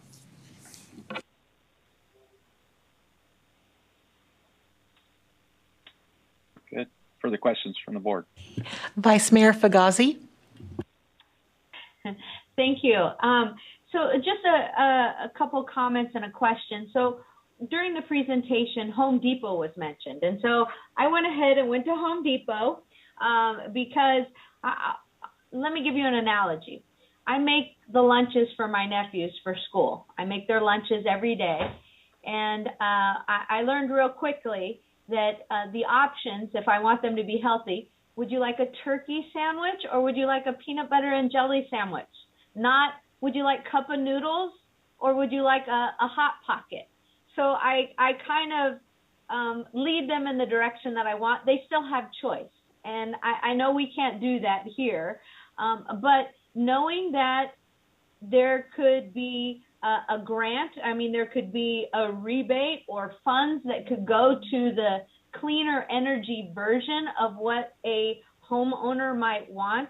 I think we need to really, look at that across the board at anyone that provides this type of unit. So, besides Home Depot, but Lowe's, and I know we have independent sales agencies that or businesses that do this.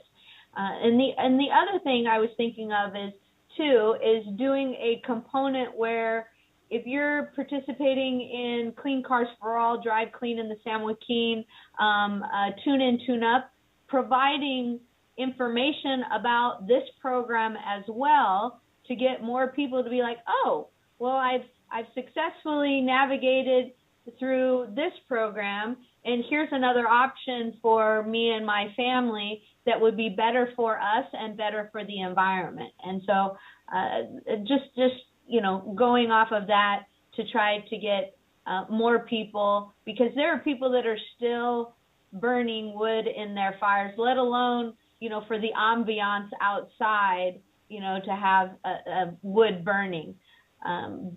So I just am curious as to whether or not we can do that with our other programs, and whether or not there are other businesses that we can encourage to put our rebates or our program information on their websites. I'm just going to brief response. Feel free to add if there's more, if I'm wrong, Jamie. But there's a long history. By the way, those are great suggestions, Council Member or Vice Mayor. Apologize. And certainly have been on the radar. On the last one, just do that again. Last question first. That is something that we've continued to try to ramp up as part of the, whether it's Drive Clean San Joaquin events or other outreaching that we do in community settings, town halls, whatever it might be. Totally agree with you there, and I think we'll just keep trying to really find even more opportunities. I think in that space with the partners that we work with, and it's a great idea, and I think we need to definitely continue to take advantage of that. I think on the first one, that is something that we've attempted to do. We've had some success at times with some of the other retailers, beyond, I think, the retailers that are predominantly focused on this issue. So we have, as Jamie mentioned, quite a bit of retailers that are part of our partnership network that this is like their main, or one of their main sort of things that they do. The hardware stores and others, we've had some success with some of our programs. In other cases, it's been really difficult because of the structure of those stores and just the way that they do their marketing and the just from I would call bureaucracy of some of these large kind of box stores. It's been difficult, frankly, whether it's this program or whether it's programs like our electric lawn or landscaping equipment. We have some rebates there. Now, in some stores, I was at Ace the other day, and we've been successful. Like, you actually can go in there when you look at their electric lawnmowers and such. You actually see a thing hanging off almost all their products that actually talks about our rebates, and they've been willing to do it, and that's been a success. But in other cases like Home Depot and Lowe's, but I think it's something that we can just, maybe we'll re-energize that again and see if we can find some more creative ways to try to make it happen. But Jamie, anything to add on that? Samir's said everything I was going to say. He's right. And I was going to add that it says on here that this is an EPA certified. All these stoves, for the most part, say EPA certified. So people are thinking, oh, well, I'm getting an EPA certified stove. I'm doing my part. But then as you scroll down, it says California residents, see Prop 65 warnings, and you click on it and it says cancer and reproductive harm, www.p65warningsca.gov. I mean, you know, it's there, but you got to read down into the weeds on it. And so, I appreciate everybody's efforts. I'm just, looking for a way to really hone in on that health aspect of it, that it's not just for you and your family, but for your neighborhood and your community at large. So thank you. Mayor Pro Tem Lewis. Thank you. I just wanted to echo Councilmember Bessinger's comments. I actually had my wood fireplace removed from my home before this law went into effect, because I heard that it was coming down the pipe. And so I had a gas insert, a zero clearance gas insert put in, and it afforded me not to bring in dirty wood with bugs and all that stuff in it and have that in your home. But I also found that the way the heat comes out of the gas burning fireplace is just as comforting as a wood burning stove. You may not smell the wood and all of that. Maybe some people enjoy that, but it is a very comforting warmth in your home.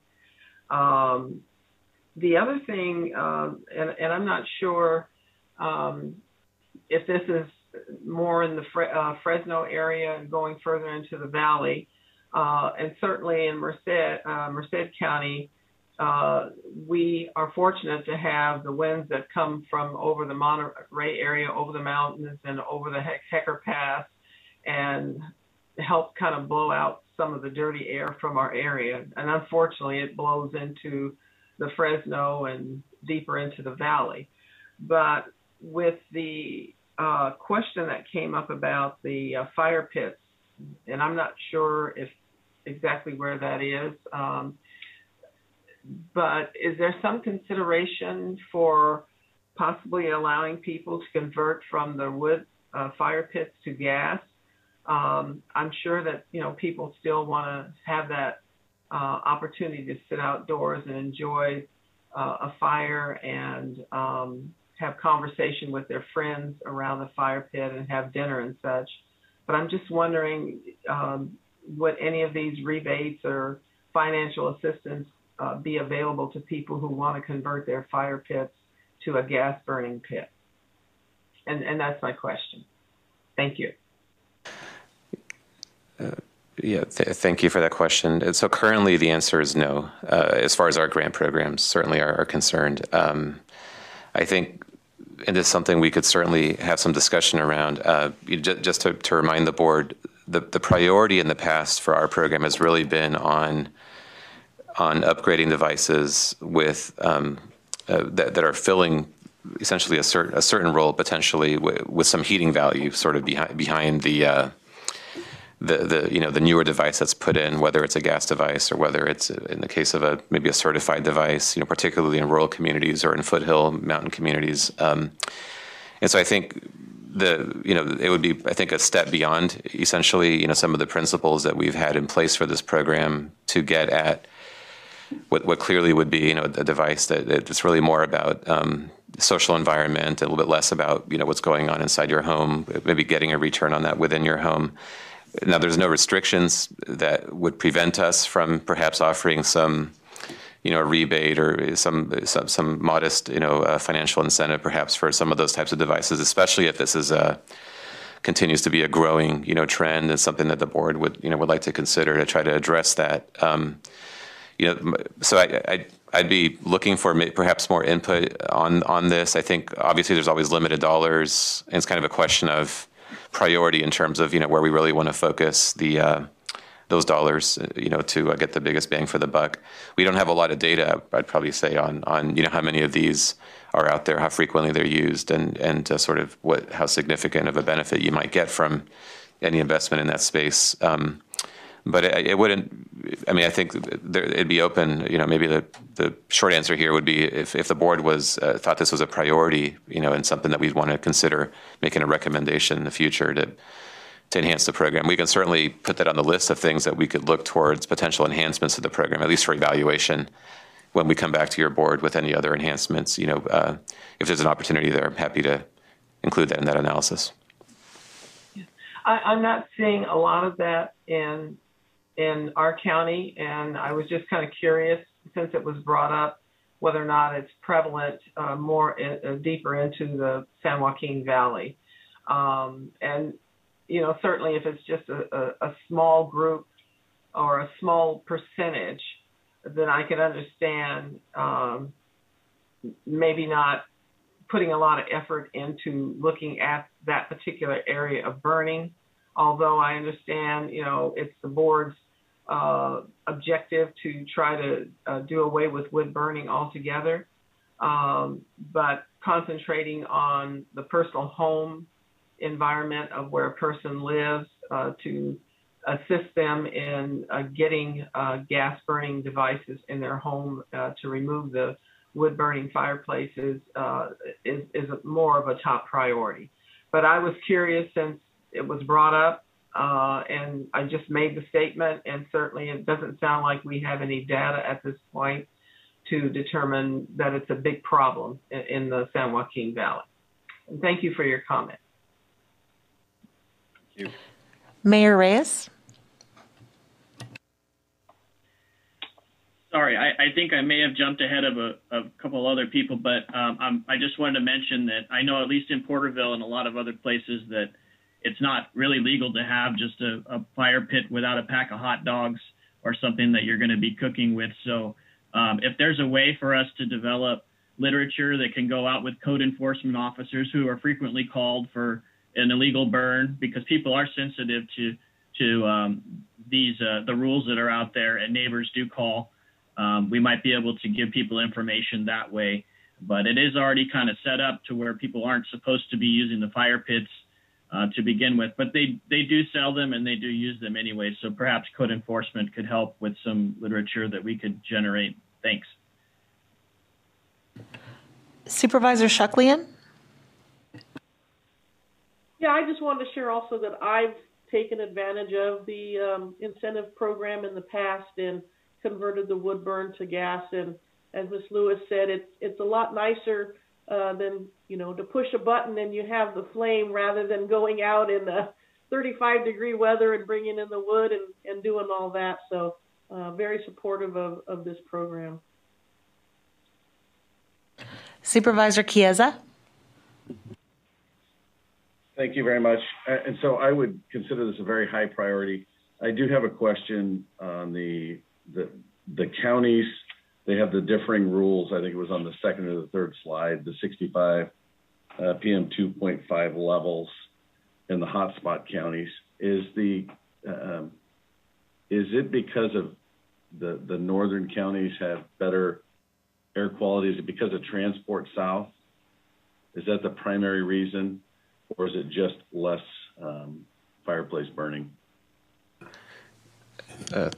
Hey, Supervisor, great question. Yeah, it's really a combination of a number of reasons. That certainly would be one of the reasons. But the main reason, when we put our PM plan together and all the modeling and inventory and all the work that went into that, what we saw was that the three counties that were most difficult after all of the measures to reduce PM 2.5, that were most difficult to actually bring into attainment of the federal standards, were the three counties that were the hotspot counties.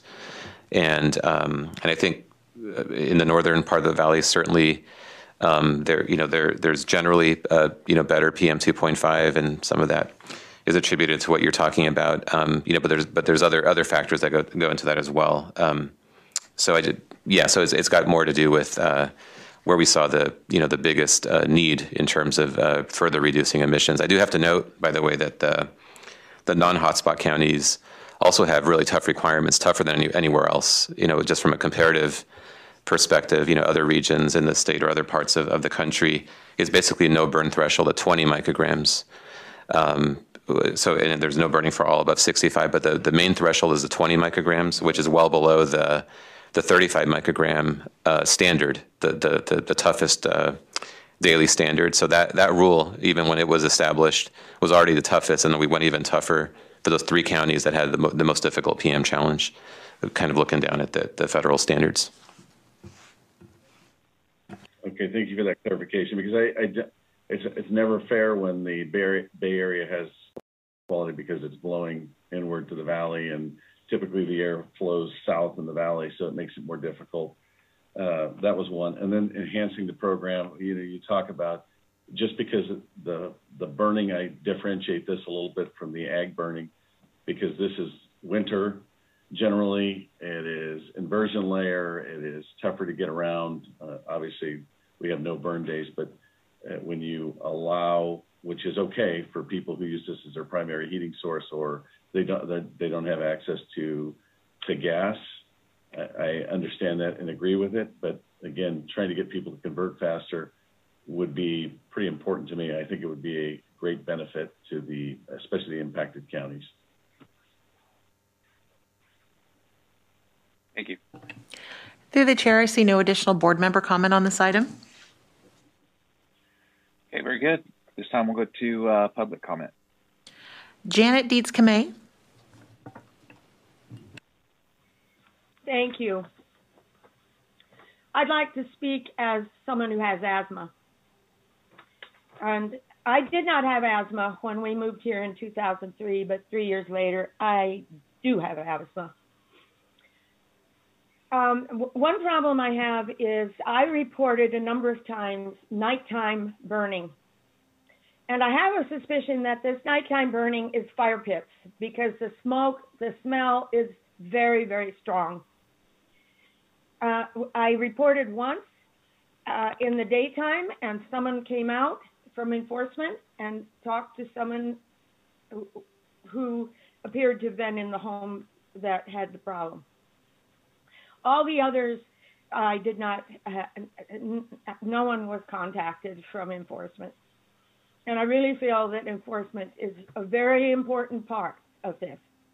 Another very important part is the messages that I saw on Facebook. They're great, especially those informing the public of the health hazards of PM 2.5 black carbon. And I'd like to also see messages about fire pits being broadcast. During the winter months, there are a few days that I could go out to walk our dog or ride my bike. I love the lower curtailment threshold for the 3 counties in San Joaquin Valley. But above 30 microunits, I must wear a mask. And that mask must be an N95. It is hard to pedal a bike with an N95 mask. It is hard to breathe. Of course, my breathing rate goes up because of the exercise in riding my bike. I would like to have the opportunity to ride my bike because I love it. Wildfires will be happening due to the effects of climate change, and that is something we have to figure in when we do have our no burn days. We have hotter air, we have drier air, we have dehydrated trees, we have longer hot months, and it's a new norm. And I would like to also add, and really, if we could just get enforcement and messages to get to people so they know what they're doing to other people. But I'd like to add that I love the kids' calendars, and I look forward to them. I appreciate those. Thank you. Thank you. Thomas Menz.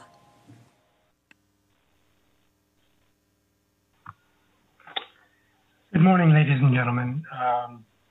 Thomas Menz, I'm a resident of Fresno County. The winter curtailment season may have ended, but residential wood burning continues on these chilly mornings, 49 to 50 degrees. And my neighborhood is burning this morning. And I hope the district will take to heart EPA's recommendation that the enforcement season be extended to more months of the year, as other air districts have done. Just like to note, 1 4-hour wood fire in an EPA certified wood stove produces more PM2.5 than driving a Prius 15,000 miles. So this is a very important program, and I appreciate all your comments and support. Ambient average PM2.5 levels of 25 micrograms per cubic meter in the Valley cities over this winter leave us far from attainment of the 12 microgram per cubic meter annual standard. We'd have to average 3 or 4 micrograms per cubic meter for the rest of the year just to make up for those high levels. And the prospects for achieving the 24-hour standard by 2024 appears even more remote. We all need to do a better job eliminating residential wood burning in our neighborhoods, and outlawing the oldest highly emitting wood stoves, as EPA has also recommended you do, would help.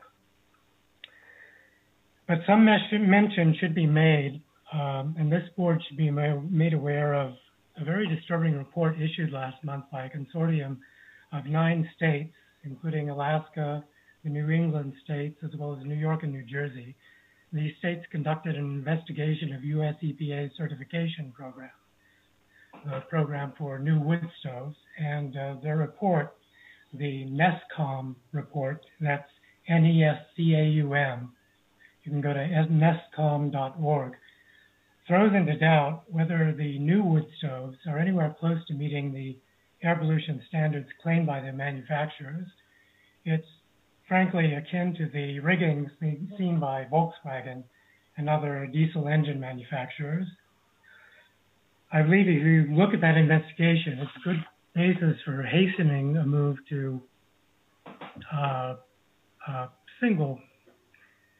12 microgram per cubic meter or better threshold throughout the valley to meet the national standards as expeditiously as possible. Thank you. Thank you. Mr. Chair, if I could have a few seconds here just to respond to that last comment. Thank you, Mr. Menz, for your comments, and just wanted to let you know and the public know and the board know that we are aware of the NESCOM and Alaska DEQ report and are certainly following those developments closely. At this point, and I brought this up at the last board meeting, Mr. Chair and board members, as part of my comments that we're looking at that report. At this point, we're really just waiting, to see where CARB, EPA, and others head in terms of recommendations, coming out of that report. I think I do anticipate returning to the board with, if there are some policy recommendations that come out of that, certainly we'll return to the board with those. Taking a quick look at some of the devices that were, or the list of devices that were the subject of that particular report.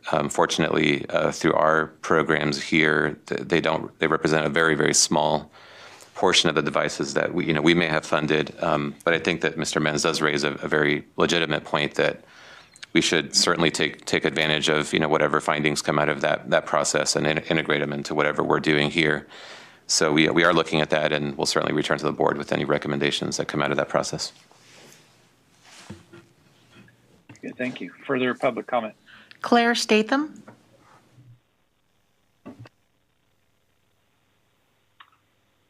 Good morning.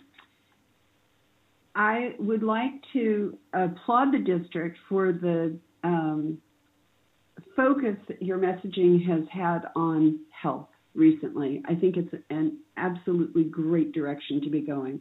And if there's one silver lining to the horrible wildfires that we've been experiencing, it's this greater public awareness about the harms of wood smoke. And so I would urge you to absolutely seize the moment in terms of your messaging to make ironclad in the public's mind the connection between wildfire smoke, bad for you, smoke coming out of your chimney that everybody in your neighborhood is breathing, bad for you.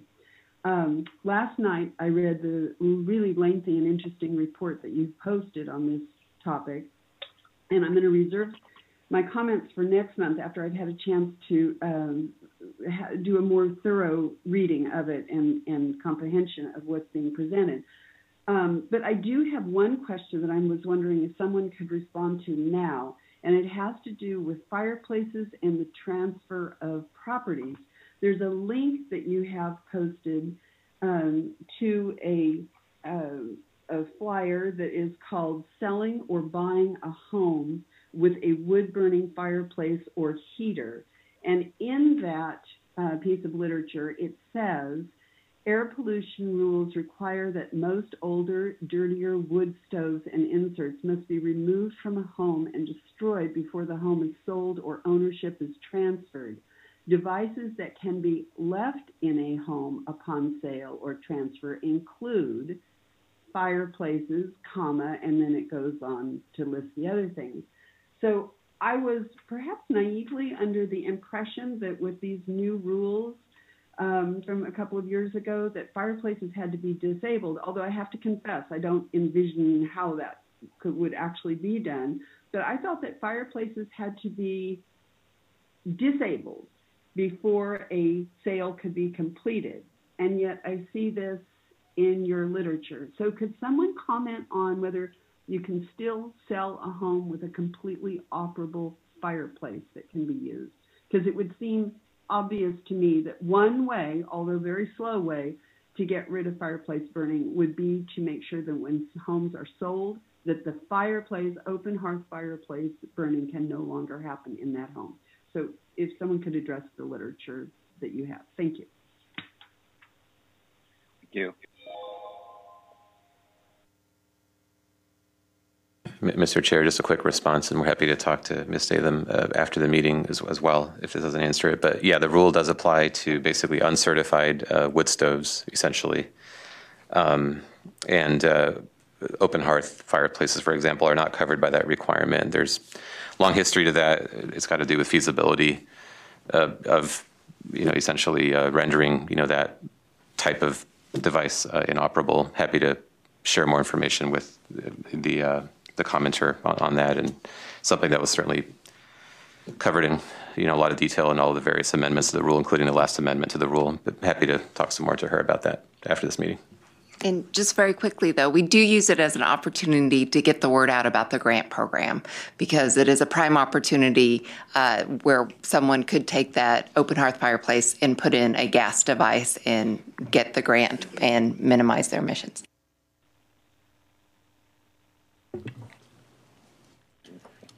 Through the chair, there's no additional public comment on this item. Okay, very good. Now, is this an action item? Do we have to accept this report? No, this is not. No, you can move on, Mr. Chair. Okay. And I would say, too, that, typically items like this, and I don't know if our board retreat would be an opportune time. It seems like things may be opening up, and we may be able to possibly pull that off this year. Would give us some time to have a more lengthy, in-depth discussion on that if that might occur. But just food for thought there. Item 11 is update on implementation of alternatives to agricultural burning incentive program.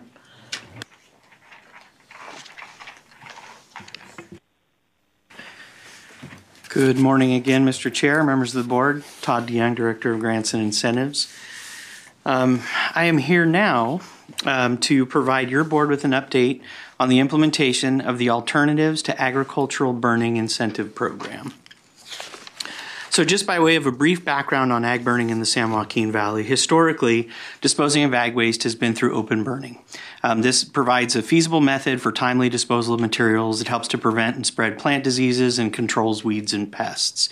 However, through the years, the district, the Air Resources Board, and Valley growers have implemented a number of measures to reduce open burning emissions and minimize the impact on the valley. In addition, the valley has the toughest restrictions on ag burning in the state, in adherence with state laws instituted under SB 705 in 2003. The district requirements implemented through the district's open burning rule Rule 4103, no longer allow burning of all field crops, almost all prunings, and almost all orchard removals. And the district is continuing to work with valley growers to phase out the remaining categories over the coming years. To support the ongoing phase-out of open burning in the valley, in 2018, your board authorized the creation of the Alternatives to Agricultural Burning Incentive Program. This program provides financial incentives to valley growers for chipping of orchard and vineyard removal material and the on-field reuse through soil incorporation, land application, and other approved on-field practices. These projects are reviewed in detail and verified through detailed applications, which include quotes and invoices for all of the work that's done, on-site inspections both before and after the project is completed, and then ongoing reporting from the applicant. The district incentive program provides up to $600 per acre for chipping with soil incorporation and up to $300 per acre for chipping without soil incorporation for a maximum of $60,000 per grower per calendar year. Since the program began in 2018, the district has seen a very strong demand for this program. Supported by your board with more than $23.7 million to date, this has resulted in the deployment of alternative practices at over 38,000 acres of orchard and vineyard removals and over 1 million tons of agricultural material. The emission reductions to date that we've seen through this program are more than 2,100 tons of NOx, 3,700 tons of particulates, and 2,820 tons of reactive organic gases. This slide just shows the participation essentially by crop type. As you can see, almonds make up about 2/3 of the total acreage and tonnage of material that's participated in the program, followed by vineyard material at about 9%, and then from there, the amounts and percentages get smaller.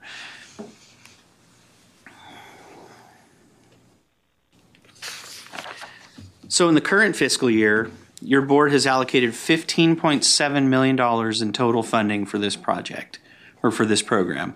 This includes an initial allocation through the budget and an additional $7 million allocated in December of 2020 as part of your board's consideration of the district's 2020 Ag Burn Report. Staff has allocated more than $14 million of that $15.7 million, and the table at the bottom of this slide just shows that we funded about 533 projects, allocated over $14 million, with the average project cost of about $26,300. So given the significant increase in participation and continued strong demand, we're actually forecasting a shortfall of approximately $3 million for the remainder of this fiscal year in the program. So we're recommending today that an additional $3 million in funding be allocated to this program for the remainder of this fiscal year. In December, your board directed that 30% of the funding allocated go to smaller ag operations. And consistent with that board direction, the district proposes that 30% of this additional $3 million, or $900,000, similarly be set aside for smaller agricultural operations. And we have been tracking this, and we're right on the money with the 30%. And about 30% of the funding has been allocated to smaller operations of less than 500 acres in size. And again, the district will continue with our significant outreach efforts with the agricultural stakeholders to ensure the continued strong participation in the program. So just to provide a little bit of additional context to the importance of supporting this incentive program, under state law, open burning for agricultural crop categories are required to be phased out under a prescribed schedule. As required under District Rule 4103, every 5 years the district must review and make recommendations for board determinations pursuant to state law regarding the phase out of agricultural burning. As a result, in December 2020, the board approved the 2020 staff report and recommendations on agricultural burning and submitted this report to CARB for review and concurrence. At CARB's February 25th, 2021 board meeting, they took action. This action included a full short-term concurrence with the district's 2020 report and recommendations through August 31st of this year.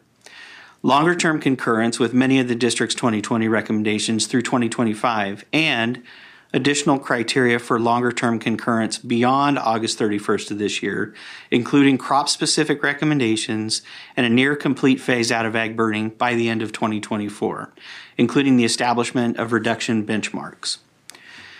Through this process and at their hearing, CARB has highlighted and affirmed the critical role that the state will actually play in securing needed state incentive funding to support this transition and addressing barriers to the establishment of new bioenergy solutions. So the district is currently working with CARB to evaluate the recommendations from February and develop the required supplemental report and recommendations that will be brought before your board by August of 2021. This includes a full public process to ensure feedback from ag stakeholders, residents, and other interested Valley stakeholders. In fact, we've scheduled a public workshop for April 30th at 3 p.m. Obviously, this is a virtual workshop, and more information can be found about that on our website. And again, it's important to note that while the district's local funding has played and will continue to play an important role in demonstrating and deploying the emerging alternatives to open ag burning, significant new state funding will be required to support the accelerated phase out of all open burning by January 1st of 2025.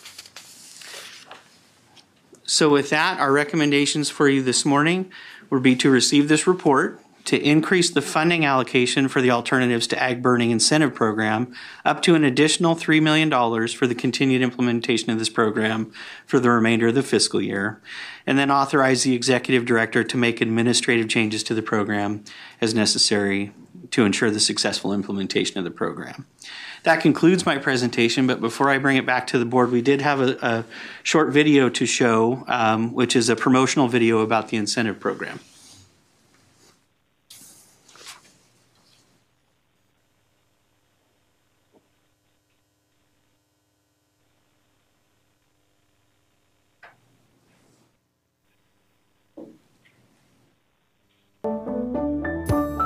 Under state law, remaining agricultural burning in the San Joaquin Valley will continue to be phased out over the next several years, with a near-complete phase-out of all burning becoming effective on January 1st, 2025. Given this transition and open burning restrictions, the Valley Air District has developed the Alternatives to Open Agricultural Burning Incentive Program to assist farmers in implementing alternatives to open burning.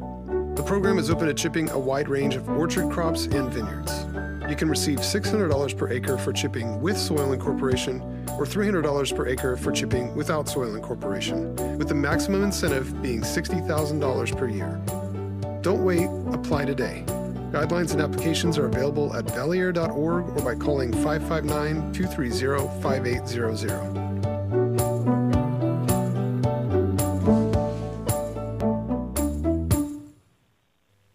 And with that, we'd be happy to answer any questions. Thank you. Thanks, Todd. So, board member questions or comments? Dr. Sheriffs?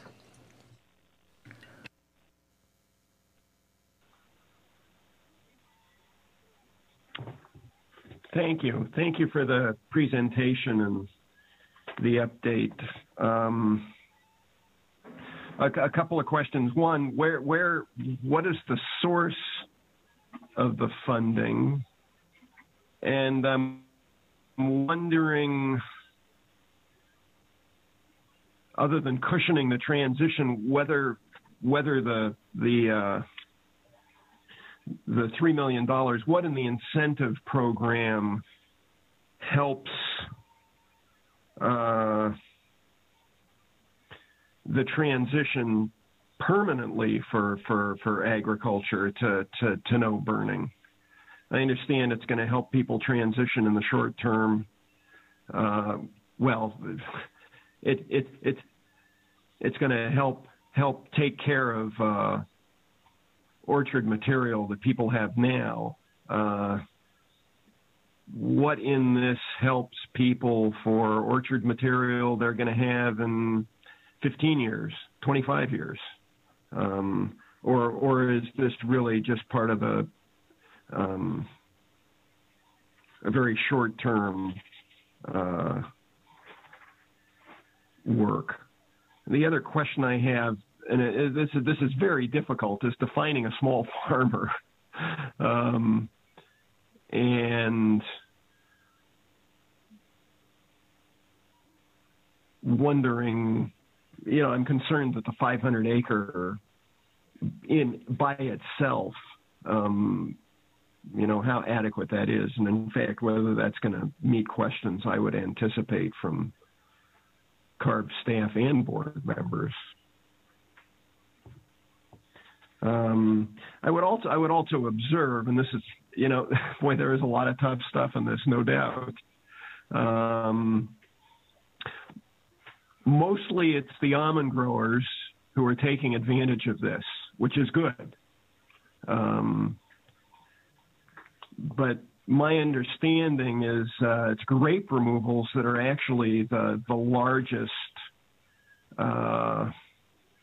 component of agricultural open burning.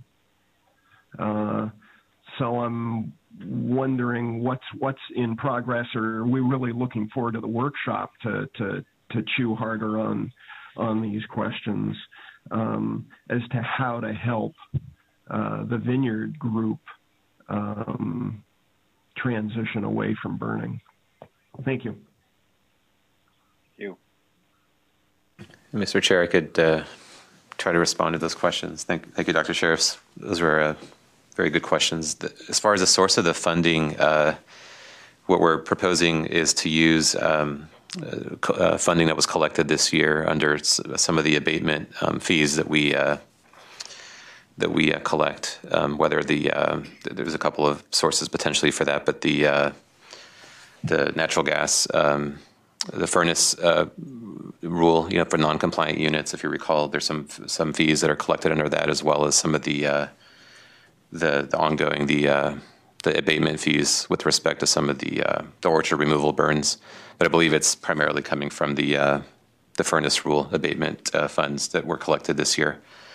So that's as far as the source of funding, and I think that's certainly available and eligible for this use. The question that you had regarding what the long-term benefits, sort of down the road, if you will, 15, 20 years from now, this really is a transition period right now. And just to build a little bit on Todd's discussion around the recommendations that are being developed that are going to be brought before your board by August, that is really the big question that we're all wrestling with in looking at, what over the next 3 to 4 years, as we work towards the near complete phase out goal of January 1st, 2025, what are we able to do through our local funding, which is, while it may be modest in the grand scheme of things, when you look at the scale of the transition and the needed funding that we're hoping to see from the state, is certainly very important.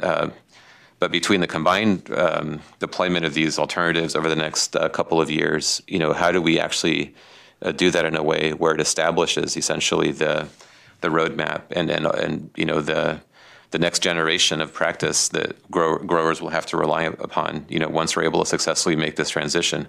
We're not there. Clearly, we're not there. Even with soil incorporation, that's something that, while very heavily demonstrated now, especially the last couple of years with our program and with the hard work of the growers, there's still a lot of questions across different crop types.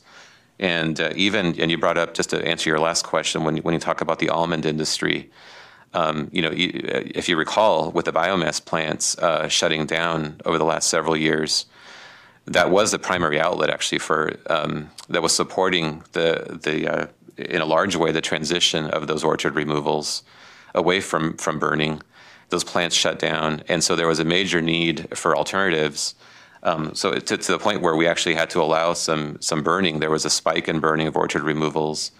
And with the development of soil incorporation, along with our grant program over the last couple of years, saw a very significant decline in that burning, to where I'm happy to report now we're not getting those requests, because people are now taking advantage of our grants and doing the whole orchard recycling, and still transitioning actually in that space. It's a very costly practice, and one that I think our grant program was very instrumental actually in helping provide, the sort of a window there, for that particular, practice. So that's really a long way of saying that a lot of these questions will be, is what we're going to be wrestling with during these next few months and putting together the recommendations. The vineyards don't have any easy alternatives in many cases. That's something that we're already working on very hard and worked on very hard with our December report.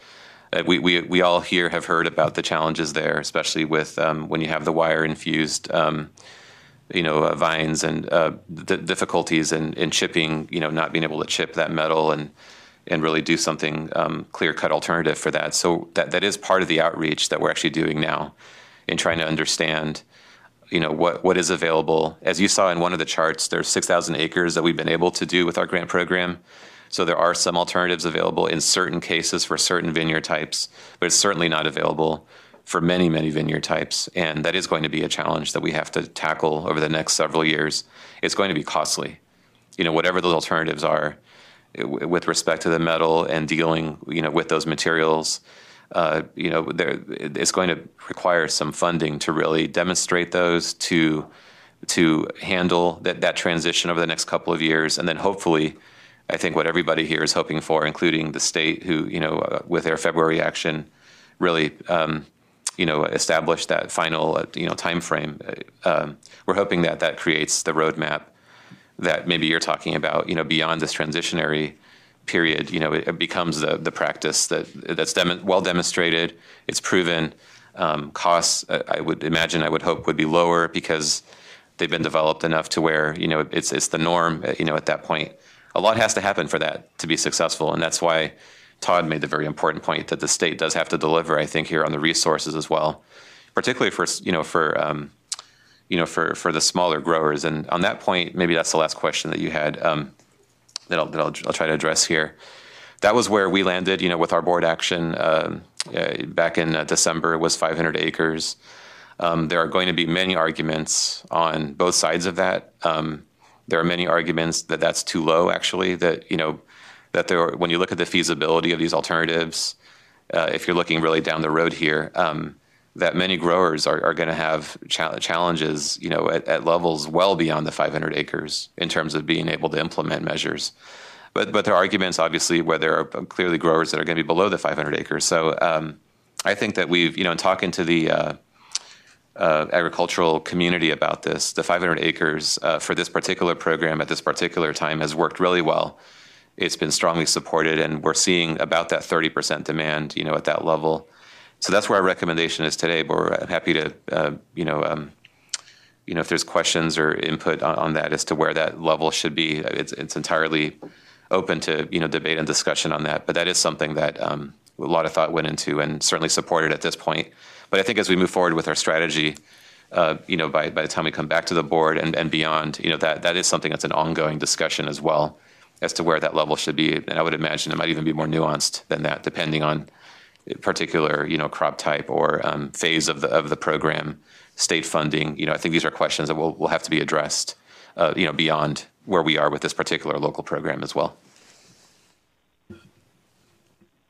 Thanks, Mayor. Supervisor Shuklian? Mine's easy. I was just wondering if we could get a link to the video that was shown so that we can share that information, unless it's on the website. Absolutely. No, we will send that to the board. Thank you so much. Thank you.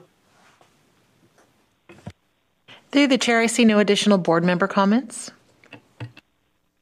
Very good. At this time, we'll move to public comment. Jana Dietz-Kamay. Thank you. All efforts to reduce PM 2.5, black carbon, is imperative. Currently, Fresno Clovis is quickly growing. More and more houses are being built. I see them wherever I go. More and more houses are being built, and there is a high demand for the homes and not enough real estate to meet the demand. It's being called a Zoom town effect. We now have all sources of pollution caused by the urban environment, urban life, urban business, urban mobile sources, everything associated with a growing population here in the Fresno-Clovis area, and I imagine elsewhere in the San Joaquin Valley. I bring this up because now we have added pollutions that were not here when the ag industry began in the 1800s. And this is the base of the problem. Now, the chipping for non-soil inclusion concerns me. What becomes of that chipping? Is the answer biomass? Biomass is not an answer. Planning biomass disposal does not solve the PM 2.5 black carbon reduction. Soil incorporation puts carbon where it is useful, not harmful. I hope very, very much that that chipping that is not going to be incorporated is not destined for biomass. Whatever can be done to reduce PM 2.5, black carbon, to reduce the effect of burning, or whatever source of burning. And yes, we do have wildfires, but we have no control over wildfires unless we can control climate change. So those things we can control, we need to focus on. And burning is the cause of PM 2.5 black carbon. Thank you. Mr. Chair, just quick response on, on the biomass question or comment. So this program funds on-field alternatives to open burning. So if it's chipping, that would typically be spread or soil incorporated. So there's no funding that would go to hauling chips off, say, to biomass. Just to provide clarification on that. Thank you. Roger Isom.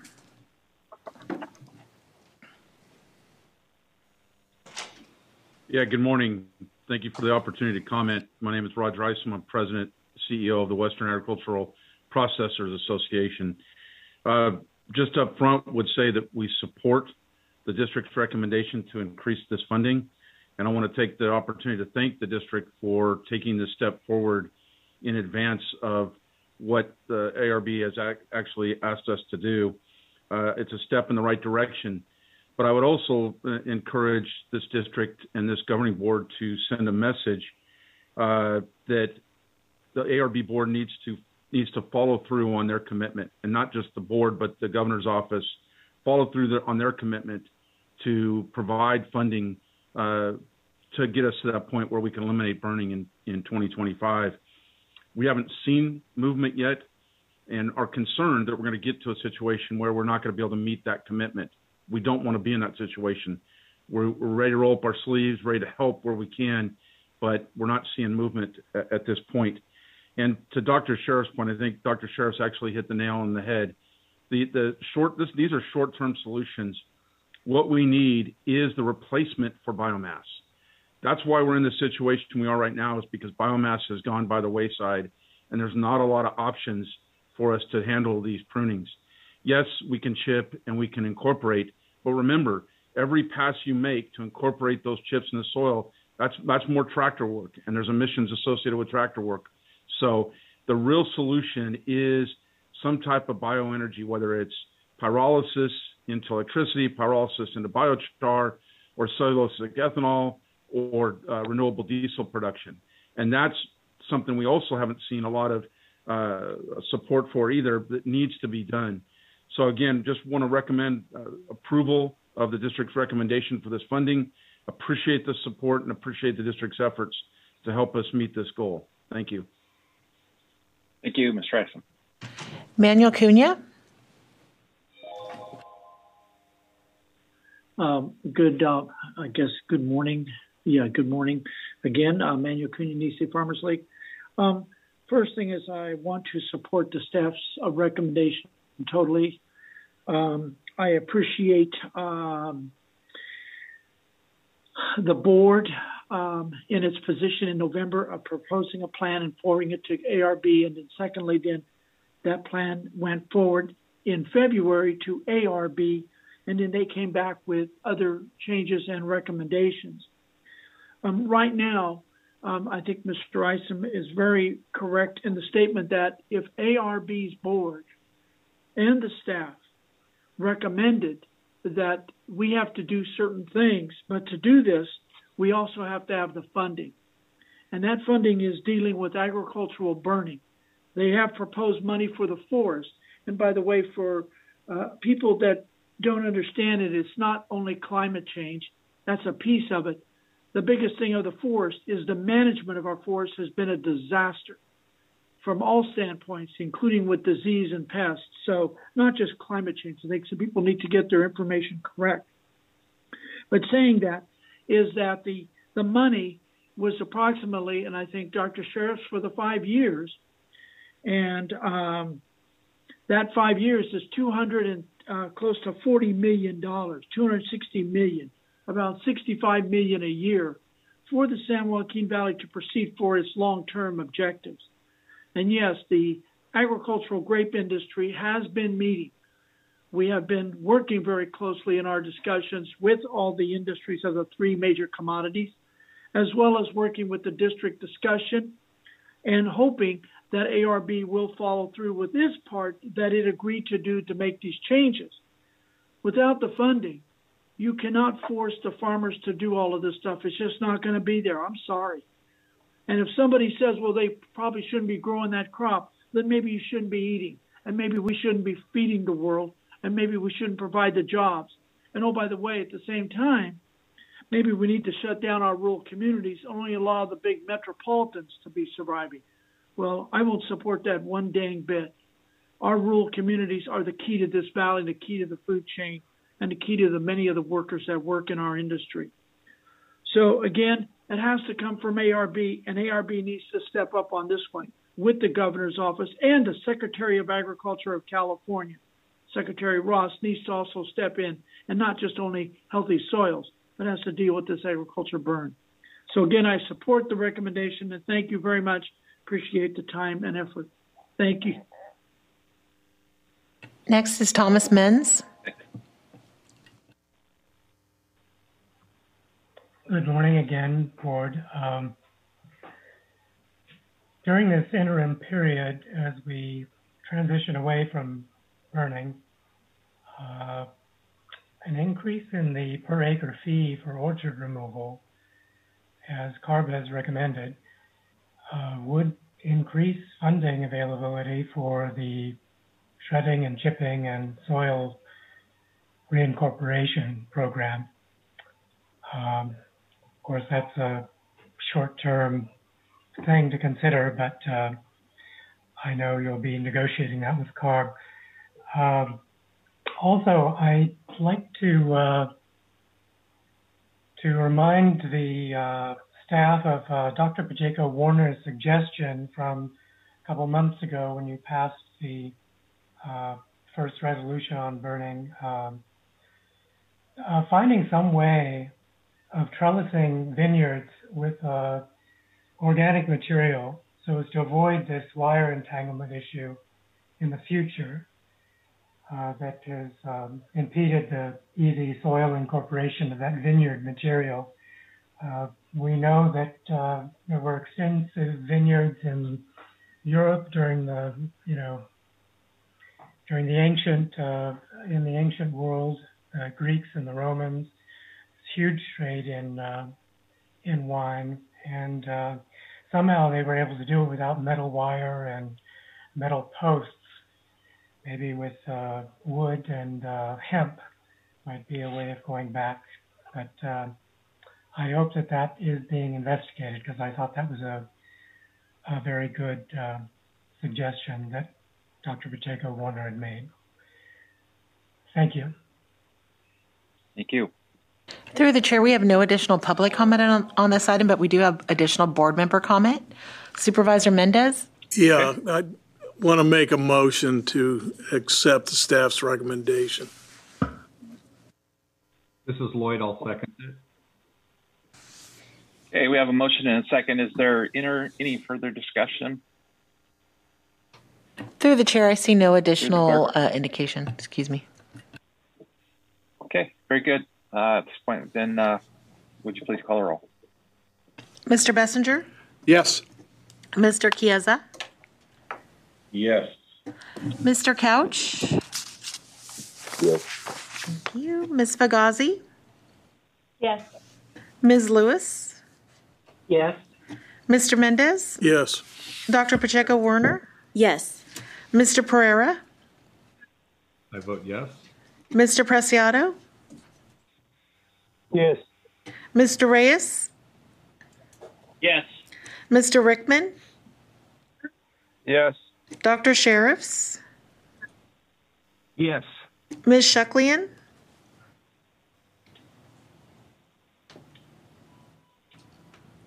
Supervisor Shucklian? I believe she might have stepped away. Mr. Wheeler? Yes. Mr. Peterson? And I vote aye. Motion passes. Item number 12 is verbal report on California Air Resources Board activities. Thank you so much. Thank you, board members. Just wanted to let you know in terms of the last Air Resources Board meeting, did talk about the approval of the Triennial Strategic Research Plan, and I will have to say that one thing to comment there is that there was a lot of interest in inviting our CSUs and local UCs to continue to participate as potential actors in that research program. And so I definitely continue to push to CARB to use the many resources we have in the San Joaquin Valley when it comes to our educational institutions to take part in this as well. And I will say that there was another board meeting that was joint with the Transportation Commission as well as the Housing Development, and talking about this zero electric vehicle infrastructure and how to get there. And definitely what we passed today is so in alignment with that, and really forward thinking also as we will really be, I think, the first in the country to really solve this issue of how to comprehensively build infrastructure in our rural areas. And I just also want you to know that I continue to be an advocate in terms of any sort of jobs from that infrastructure, that they continue to be, thinking and having a focus around local and being here. So thank you. And I will just say that in addition to Mr. Cunha and obviously our APCO, that please continue to see me as a resource in terms of however I can help in terms of continuing to secure support for these incentives for transitioning our ag burning. That, obviously I want to be a resource in securing that funding, as I do see the benefit for it. Thank you. Thank you. Item 13 is Executive Director APCO comments. Yeah, just one thing I wanted to mention to the board, that you may have seen the headlines on this, but wanted to make sure you were aware, just given the board's priority and with respect to wildfires and forest management and trying to assist in that effort. So the governor and the legislature did agree to a pretty significant package of funding, early action funding, as they call it, $536 million package. It's funded, combination of funding sources, $125 million from the Greenhouse Gas Reduction Fund and $411 million from the general fund. And overall, is going to be used for a variety of projects, essentially grants that they'll offer to a variety of entities for forestry management, improvements in defensible space around homes and rural communities, vegetation management, and home hardening to retrofit houses in wildfire-prone communities. So I just wanted to make sure that was on your radar, and we're following that very closely to see what the developments are there and whether there's anything that we could do to support anything related to those funds in our counties and communities. And so with that, turn it back to you, Mr. Chair and Board. Thank you. Item 14 is governing board member comments.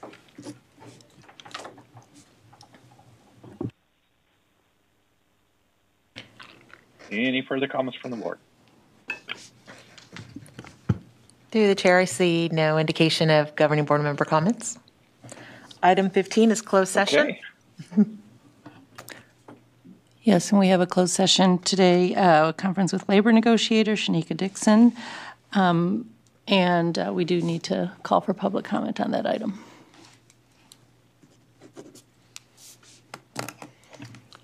And through the chair, I see no indication of public comment on this item. Okay, very good. And Mountain Council, do you respect any reporting out? I do not expect any reporting out after closed session. Okay, thank you for that. And just one quick roll around. Any further comments by the board before we move to closed session? I do. Thank you. Mayor Preciado, was that a request? Yes, I just want to thank everybody who participated today, public and farmers and business people. You know, we're really into changing pollution in the Central Valley, and we appreciate all those comments and looking forward to work together to get that accomplished. Thank you. Thank you. Dr. Sheriffs, I believe Dr. Sheriffs has a comment. Yeah, I just wanted to thank everyone for continuing to maintain their social distancing, for staff wearing their masks. Boy, we all know what a drag it is wearing a mask, but what a huge difference it makes. So thank you for doing those public health measures to help protect each other as we continue to make progress and hopefully opening things up in a vigorous kind of way in the near future. Thank you all. Stay healthy. Okay, very good. Thank you. So it appears we have gotten to the point where we will move to closed session. Thanks to the public and everyone that attended the meeting today. Through the chair, my apologies. Mayor Pro Tem Lewis has a comment. Thank you. I just wanted to make a comment on the last item that we heard, which is item 12. And excuse me, I appreciate the board working in conjunction with our farmers. Certainly, it can't be a one-sided deal where the restrictions are so deep that they can't operate. We do have to eat in this country, and not only do they feed people in the United States, but we feed people around the world. So I appreciate the compromise today to help our farmers be able to get to the point where they can be in compliance with the law in January 2025. And I hope that our state governor and our legislators will assist them going forward with this process, because it is quite encumbering. And certainly, as we all know, whatever costs they have to incur, those get passed on to the public in the pricing of food. So I appreciate this board working with them. And that's my comment. Thank you. Okay, thank you. One last shot. Ms. Franco, do we have any further comments? Through the chair, I see no additional board member comments on this item. Okay, very good. And as an informational item for the board that's attending via the web, are we staying on this channel? Through the chair, I've sent out the closed session link in your email along with the presentation. Okay, thank you. Okay, so we shall adjourn to closed session now. All righty, very good. Thank you.